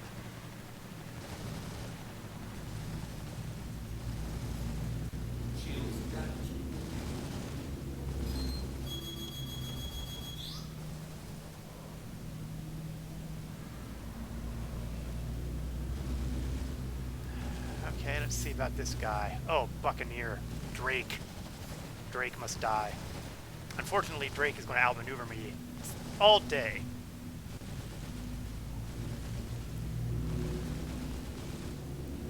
Now, once upon a time, doing this sort of mission in a Constellation was not a bad thing. In fact, that was a pretty good choice of ship to use against the VHRTs. I think those days are over.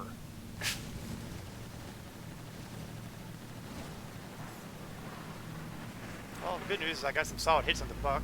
The bad news is he's still breathing.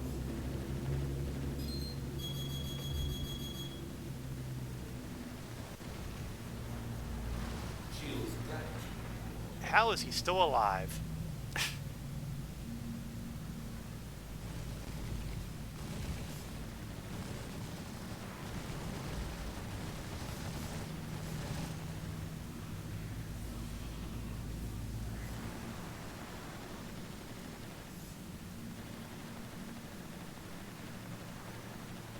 I'm getting hits, but unfortunately, he's still laughing them off.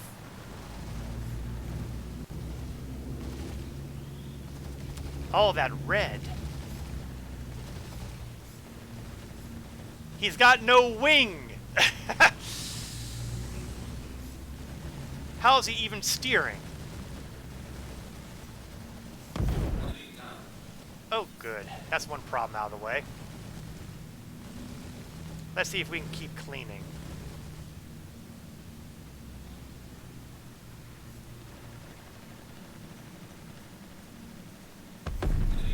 Two down. Well, the odds are shifting.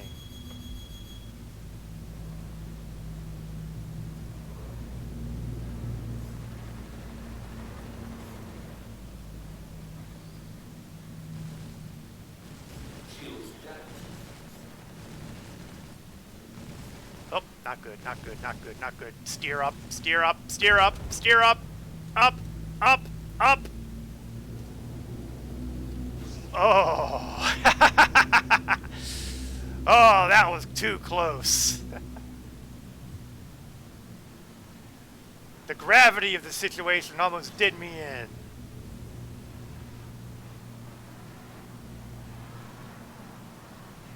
But that was just a little too close for personal comfort.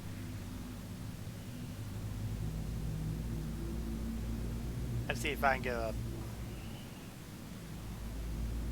Oh, he didn't look good, did he? He looks like several kilometers of bad road.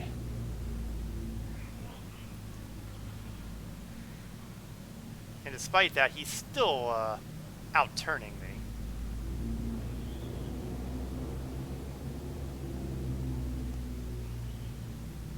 Maybe I can anticipate him a little.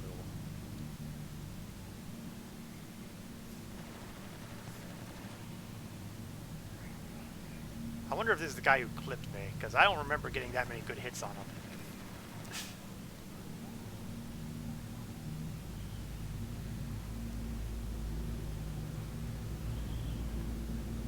Come on, let's get him in range, and... The good news about the weapons on the Constellation is they will keep shooting for a while. A lot of, on lighter ships, the amount of capacitor you have is very difficult to... Ah, satisfying. That means there's one more target out there. Or is there? Did he die by accident? Because I don't remember taking any shots on the primary target, but it's possible that he had a ground impact when I wasn't looking. Yeah, has him listed as dead.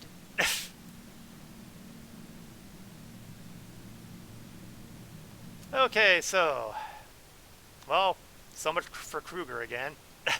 Archimedes is down and out once more. Man, that snub fighter has definitely done its best to be annoying.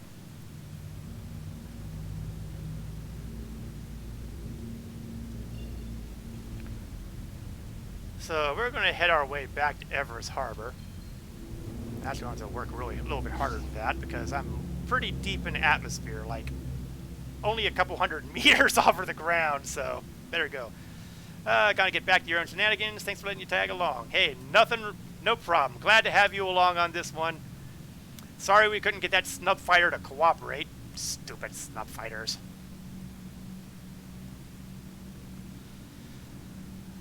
We'll figure out the rules behind those snub fighters sooner or later.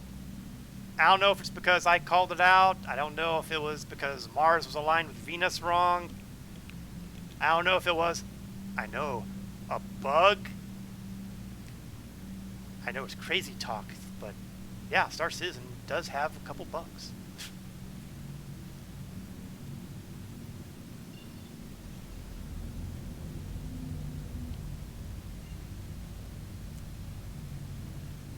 So let's get Connie back. Might have needed to call you on the Moby like you mentioned earlier doing. Yeah, but you were all...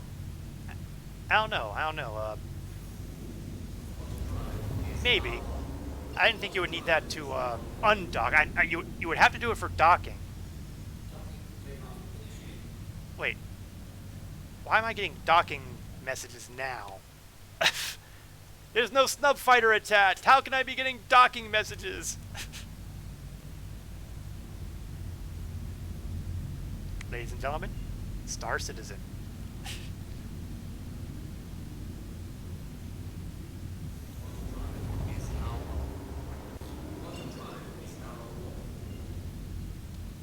Okay, let's go in for the landing and repair work.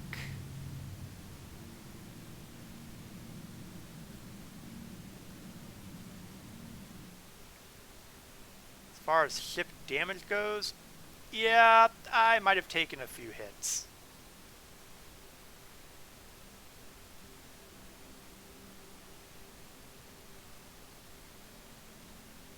I'm gonna need some extra suds and extra rinsing on this to get it back up to spec.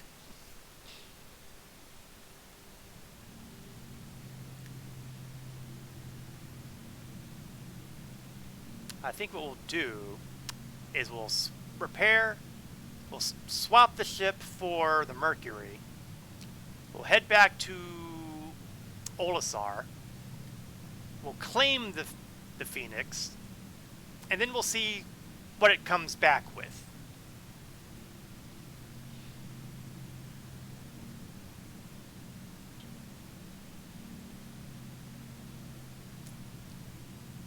Don't really know. We'll see what happens, but it seems to me that there still seems to be some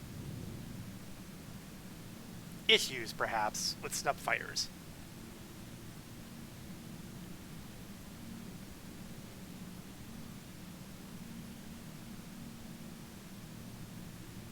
Ah, the things you learn while playing the game.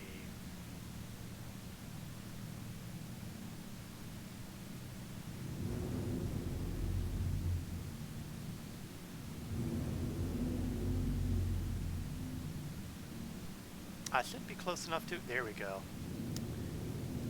I was getting ready to say I should be close enough to start getting the ATC messages. And then, of course, right then, I start getting ATC messages.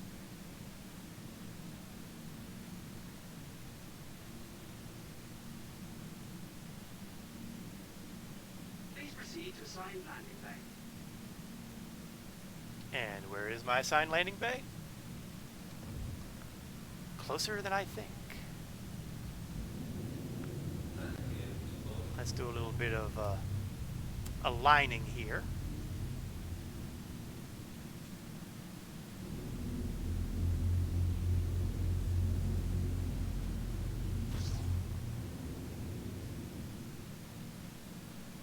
And we'll see about coming in for the landing.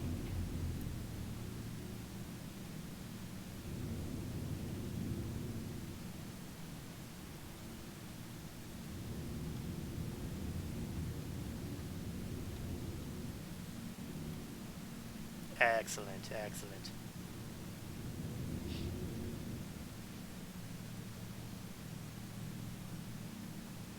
And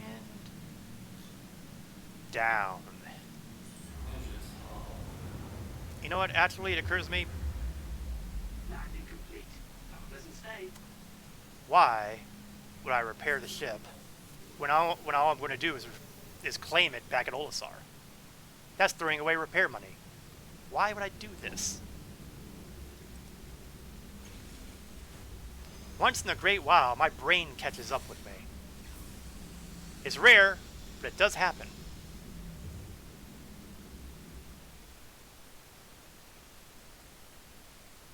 Oh yeah, I think the damage might have busted the elevator a little bit because it's kind of taking its time lowering me down.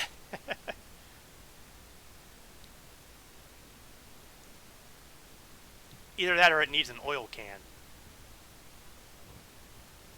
Oh yeah, look at all that. That's what you call battle scarred, folks. This is not how you want to see your luxury ships.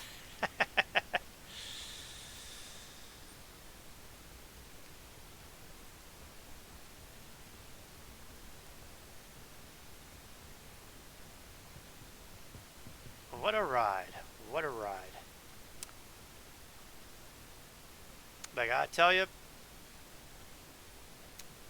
it definitely isn't where it was 6 months ago when it came to doing the VHRT missions. When I did a little challenge last year, I called it the Aurora MR Challenge, but you viewers will probably know it better as the Zero to Hero Challenge, where you take the starter ship and try to get enough money to do something meaningful. And I spent about, what was it, 20 hours played on getting the Aurora to the point where I could buy a medium-sized ship and then start building off of that. And being able to rent the Constellation Andromeda was a big factor in being able to get that money. A big factor. I don't know if that's possible now.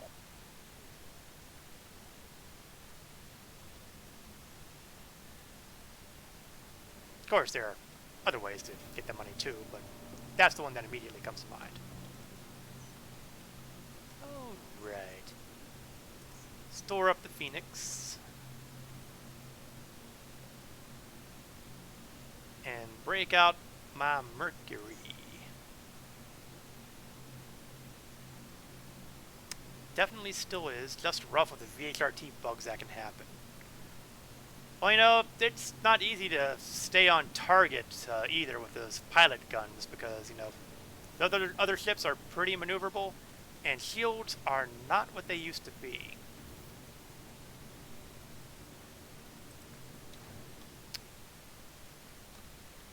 Then again, it's kind of, this is hardly what you would call a conclusive test. It's the kind of thing you'd want to, well, much like anything else, practice at and see how it works out. You don't get these high-skilled pilots out there who can wipe out Idrises and Gladiuses without, you know, practice. Atmosphere fighting is a chore for Connies. Yes, they are. That doesn't help either because atmosphere is horrible for them. If you want to do bounties for, if you want to do bounties in a Connie, the best place to do that is around Crusader because all the bounty missions there will be around moons. Which means even if you're doing quote-unquote Atmo bounties, The atmosphere is thin, the gravity is light. It is a superior choice than, say, flying in Hurston atmosphere. Not to mention the other possibility for atmospheric fighting, which would be at Microtech, which would also probably not be the choice I would make.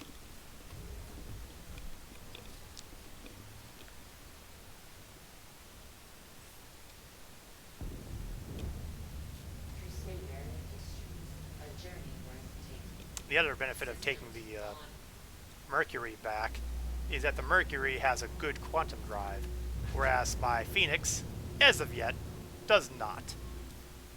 I can tell you that one of my next little projects, once I have the cash in hand again, is going to be pretty much getting enough cash to get a better quantum drive. Probably an XL1, could be a Crossfield. I could go either way on that one.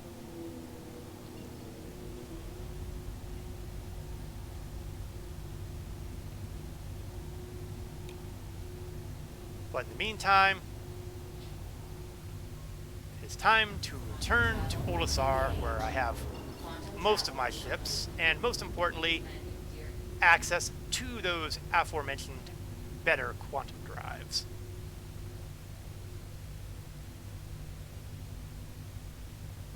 Quantum travel engaged.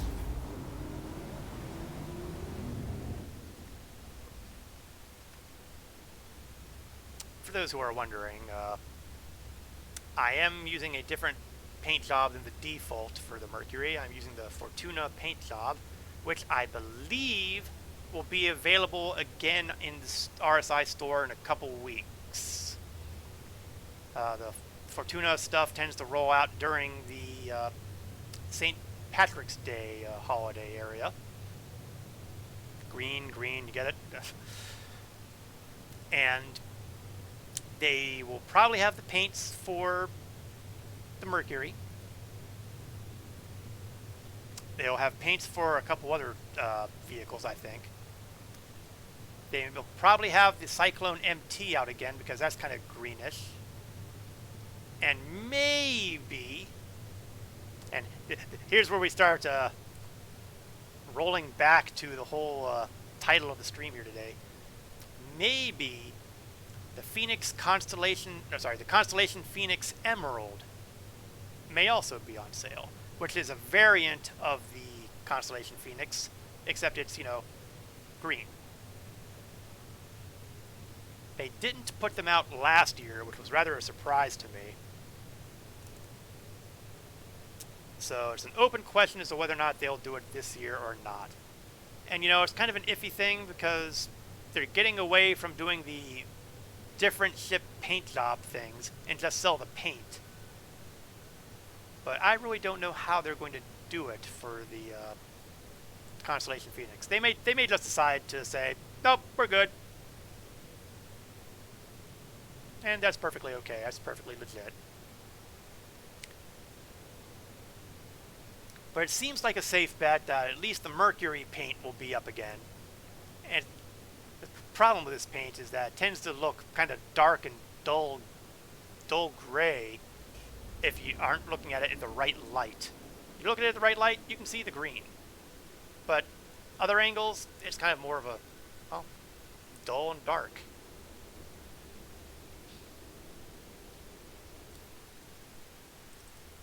That's okay, though. I like it anyway. Can't seem to get Olisar targeted with my map. You would think that the navigational system would work better than this, but it doesn't. So what I need to do is get to an orbital marker, like, say, this one. And then from there, I should be able to get to Olisar. And now for now, have a great rest of my stream. Thank you for joining me, Whammo. I hope you have a great rest of your day.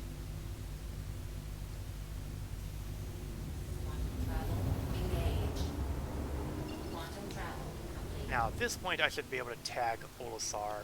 Yes, there we go. Orbital marker 1. And then from orbital marker 1 to Olisar. We'll claim the Phoenix. We'll likely expedite the claim time so that we won't have to wait too long. Engage. I mean, I'm sure we'll have to wait a few minutes at least. Quantum travel complete. And once it's claimed and retrieved, we'll see if the snub fighter came with it.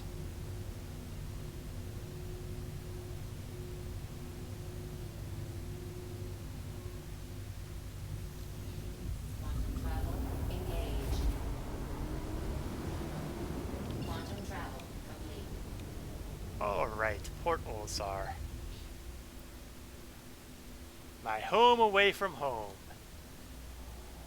Mainly because, you know, my home, so to speak, is Orison, which is in the atmosphere of the gas giant Crusader. But it's so much more convenient to make use of the orbital stations.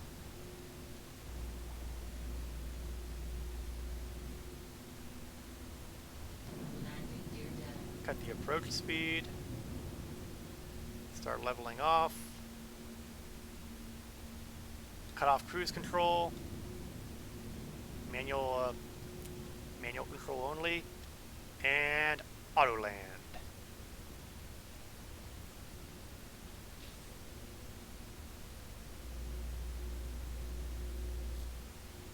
And this is how you deal with little problems like that. Okay. Engines off, but since I'm on an exposed landing pad, I am leaving the power on.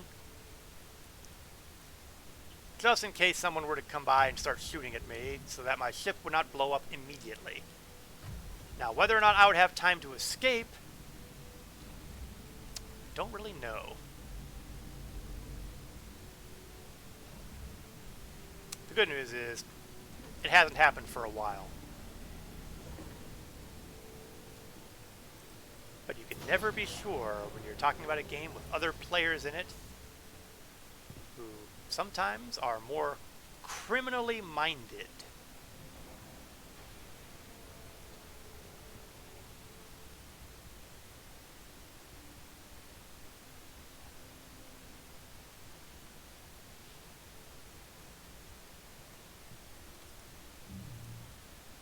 Cycle the airlocks so that we don't vent the station, or at least this strut of the station. Honestly, Olisar is ripe for a redesign, at least a sum of a redesign. I mean, for the most part it's great, but it could stand to use a little bit of help. Okay, step 1. Store Crusader. Step 2. Claim Phoenix. And we're claiming the Phoenix and not the Archimedes. Ugh, 7 minutes. That's longer than I thought. Well, it is what it is, right? We'll let it do its thing. In the meantime, I'm going to take a quick stop over here at Dumper's Depot. And the reason for that is at Dumper's Depot, one of the things they sell... Okay, let's get rid of that so I can see better. One of the things they sell isn't actually being sold. Okay, you know, they used to sell paint here. I wonder if they moved it down to Orison, where you could have to do it at the Cousin Crow's. That actually makes a lot of sense to me. It's annoying. Oh, I could get the crossfield drive, though. Well, before I make any decisions on that point, let me double check to make sure. Now that I have the Phoenix in process, so to speak, let's take a look at the sizes of everything. Quantum drive, Bolin, size 2. Okay, so I definitely want the crossfields. I mean, an XL1 would be fine too, but if I want the XL1, I'd have to go down to Orison.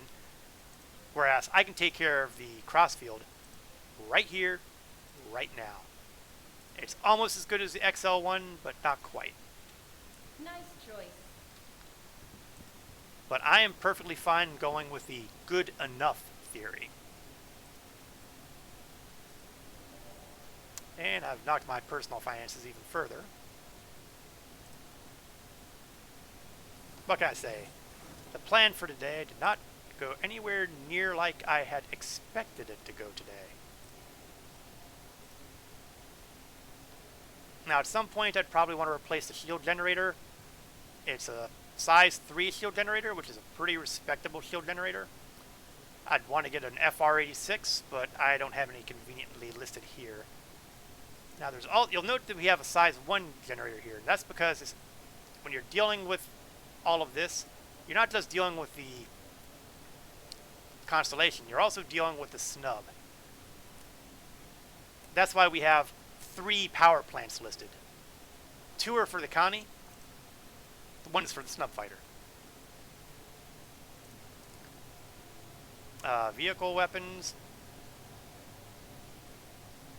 Well, oddly enough, they don't have they have the systems for the Merlin, or Archimedes, but they don't have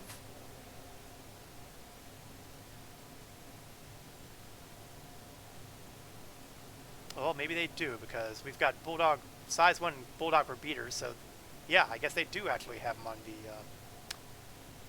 on the Archimedes. So it seems like everything that's on the Archimedes is handled through the Phoenix, this Constellation, which makes sense because you don't see Kruger listed on here. The only place that the Kruger ship is being listed is on the Aesop terminals, and man, this is weird. These containers are exactly what these look exactly like loot boxes. But obviously they're not, because I can't interact with them.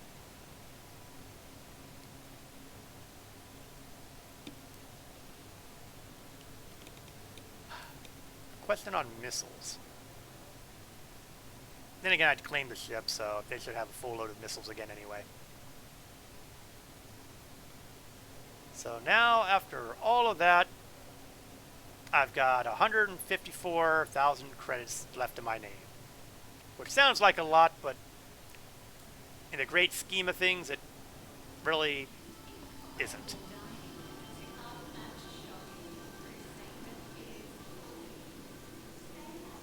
Okay, expedite timer is 2.5 more minutes. Okay, so we're on the home stretch here. Now, while I'm here, I will make a small confession. A small confession. Not a big one, just a little one.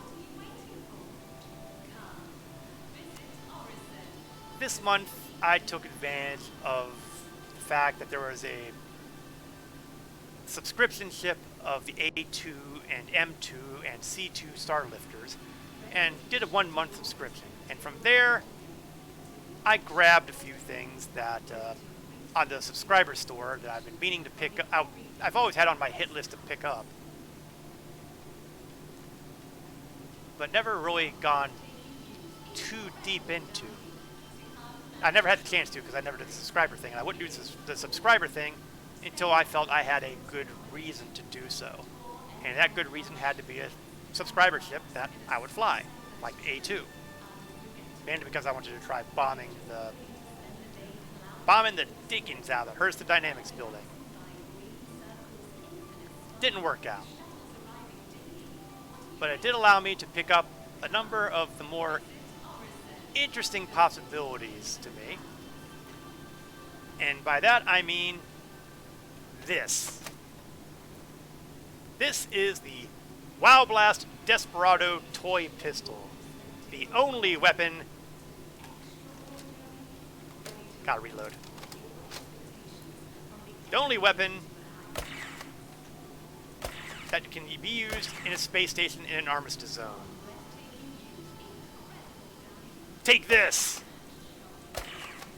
That's right. Hey, watch it, you can poke someone's eye out.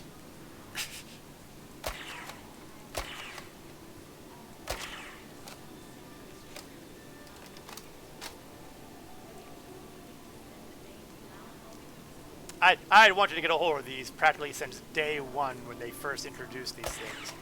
But unfortunately, they were a subscriber-only thing.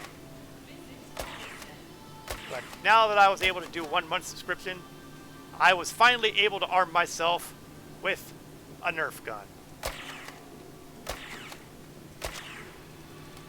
And things have never been the same since. Okay, I'm going to drop my empty clips now that do me no good because they are indeed empty. And as you can see, I bought a few of these clips. Like 1,000 of them.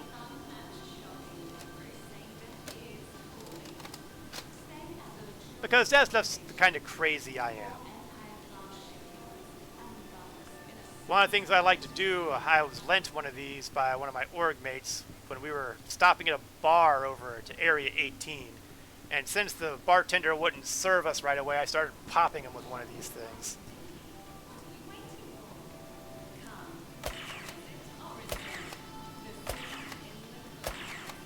I'm so easily amused. Okay, let's take these off my person now and put them back, because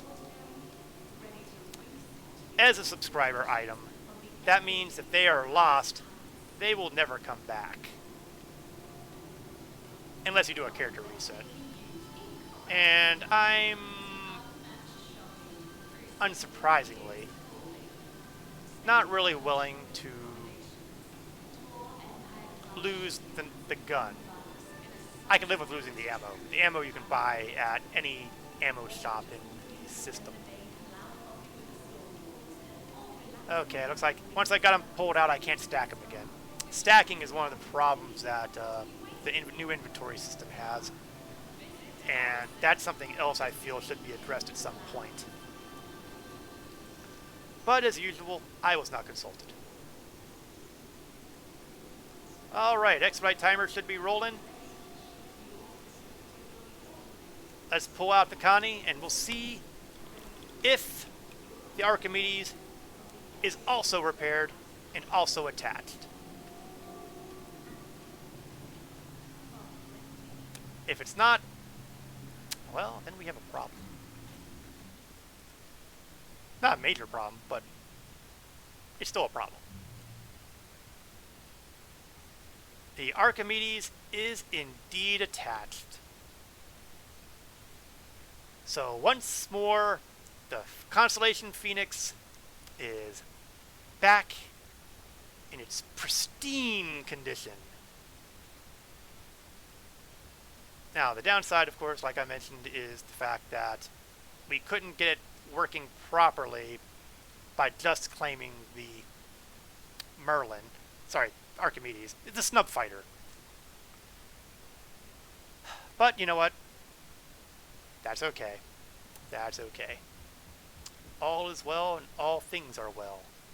And that feels like a great place to wrap things up for today's stream. I will be, once again, streaming Star Citizen next Saturday at 1 o'clock p.m. Eastern to approximately 3 o'clock p.m. Eastern. If you enjoyed today's stream and would like to see me streaming a different game, I also stream Star Trek Online on Wednesday nights, 8 o'clock p.m. Eastern to approximately 10 o'clock p.m. Eastern. I'd like to take the opportunity to thank you all for joining me today, especially Cap and Whammo for chatting things up and keeping it interesting, especially Whammo for helping out with the turrets and the attempted snub fighter action on the Phoenix today. As for everyone else, thank you all very much for watching. I was glad to have you here, whether you watched it live on Twitch or video on demand, either on Twitch or on YouTube. I hope to see you again next time. This is Korath Landwalker, signing off.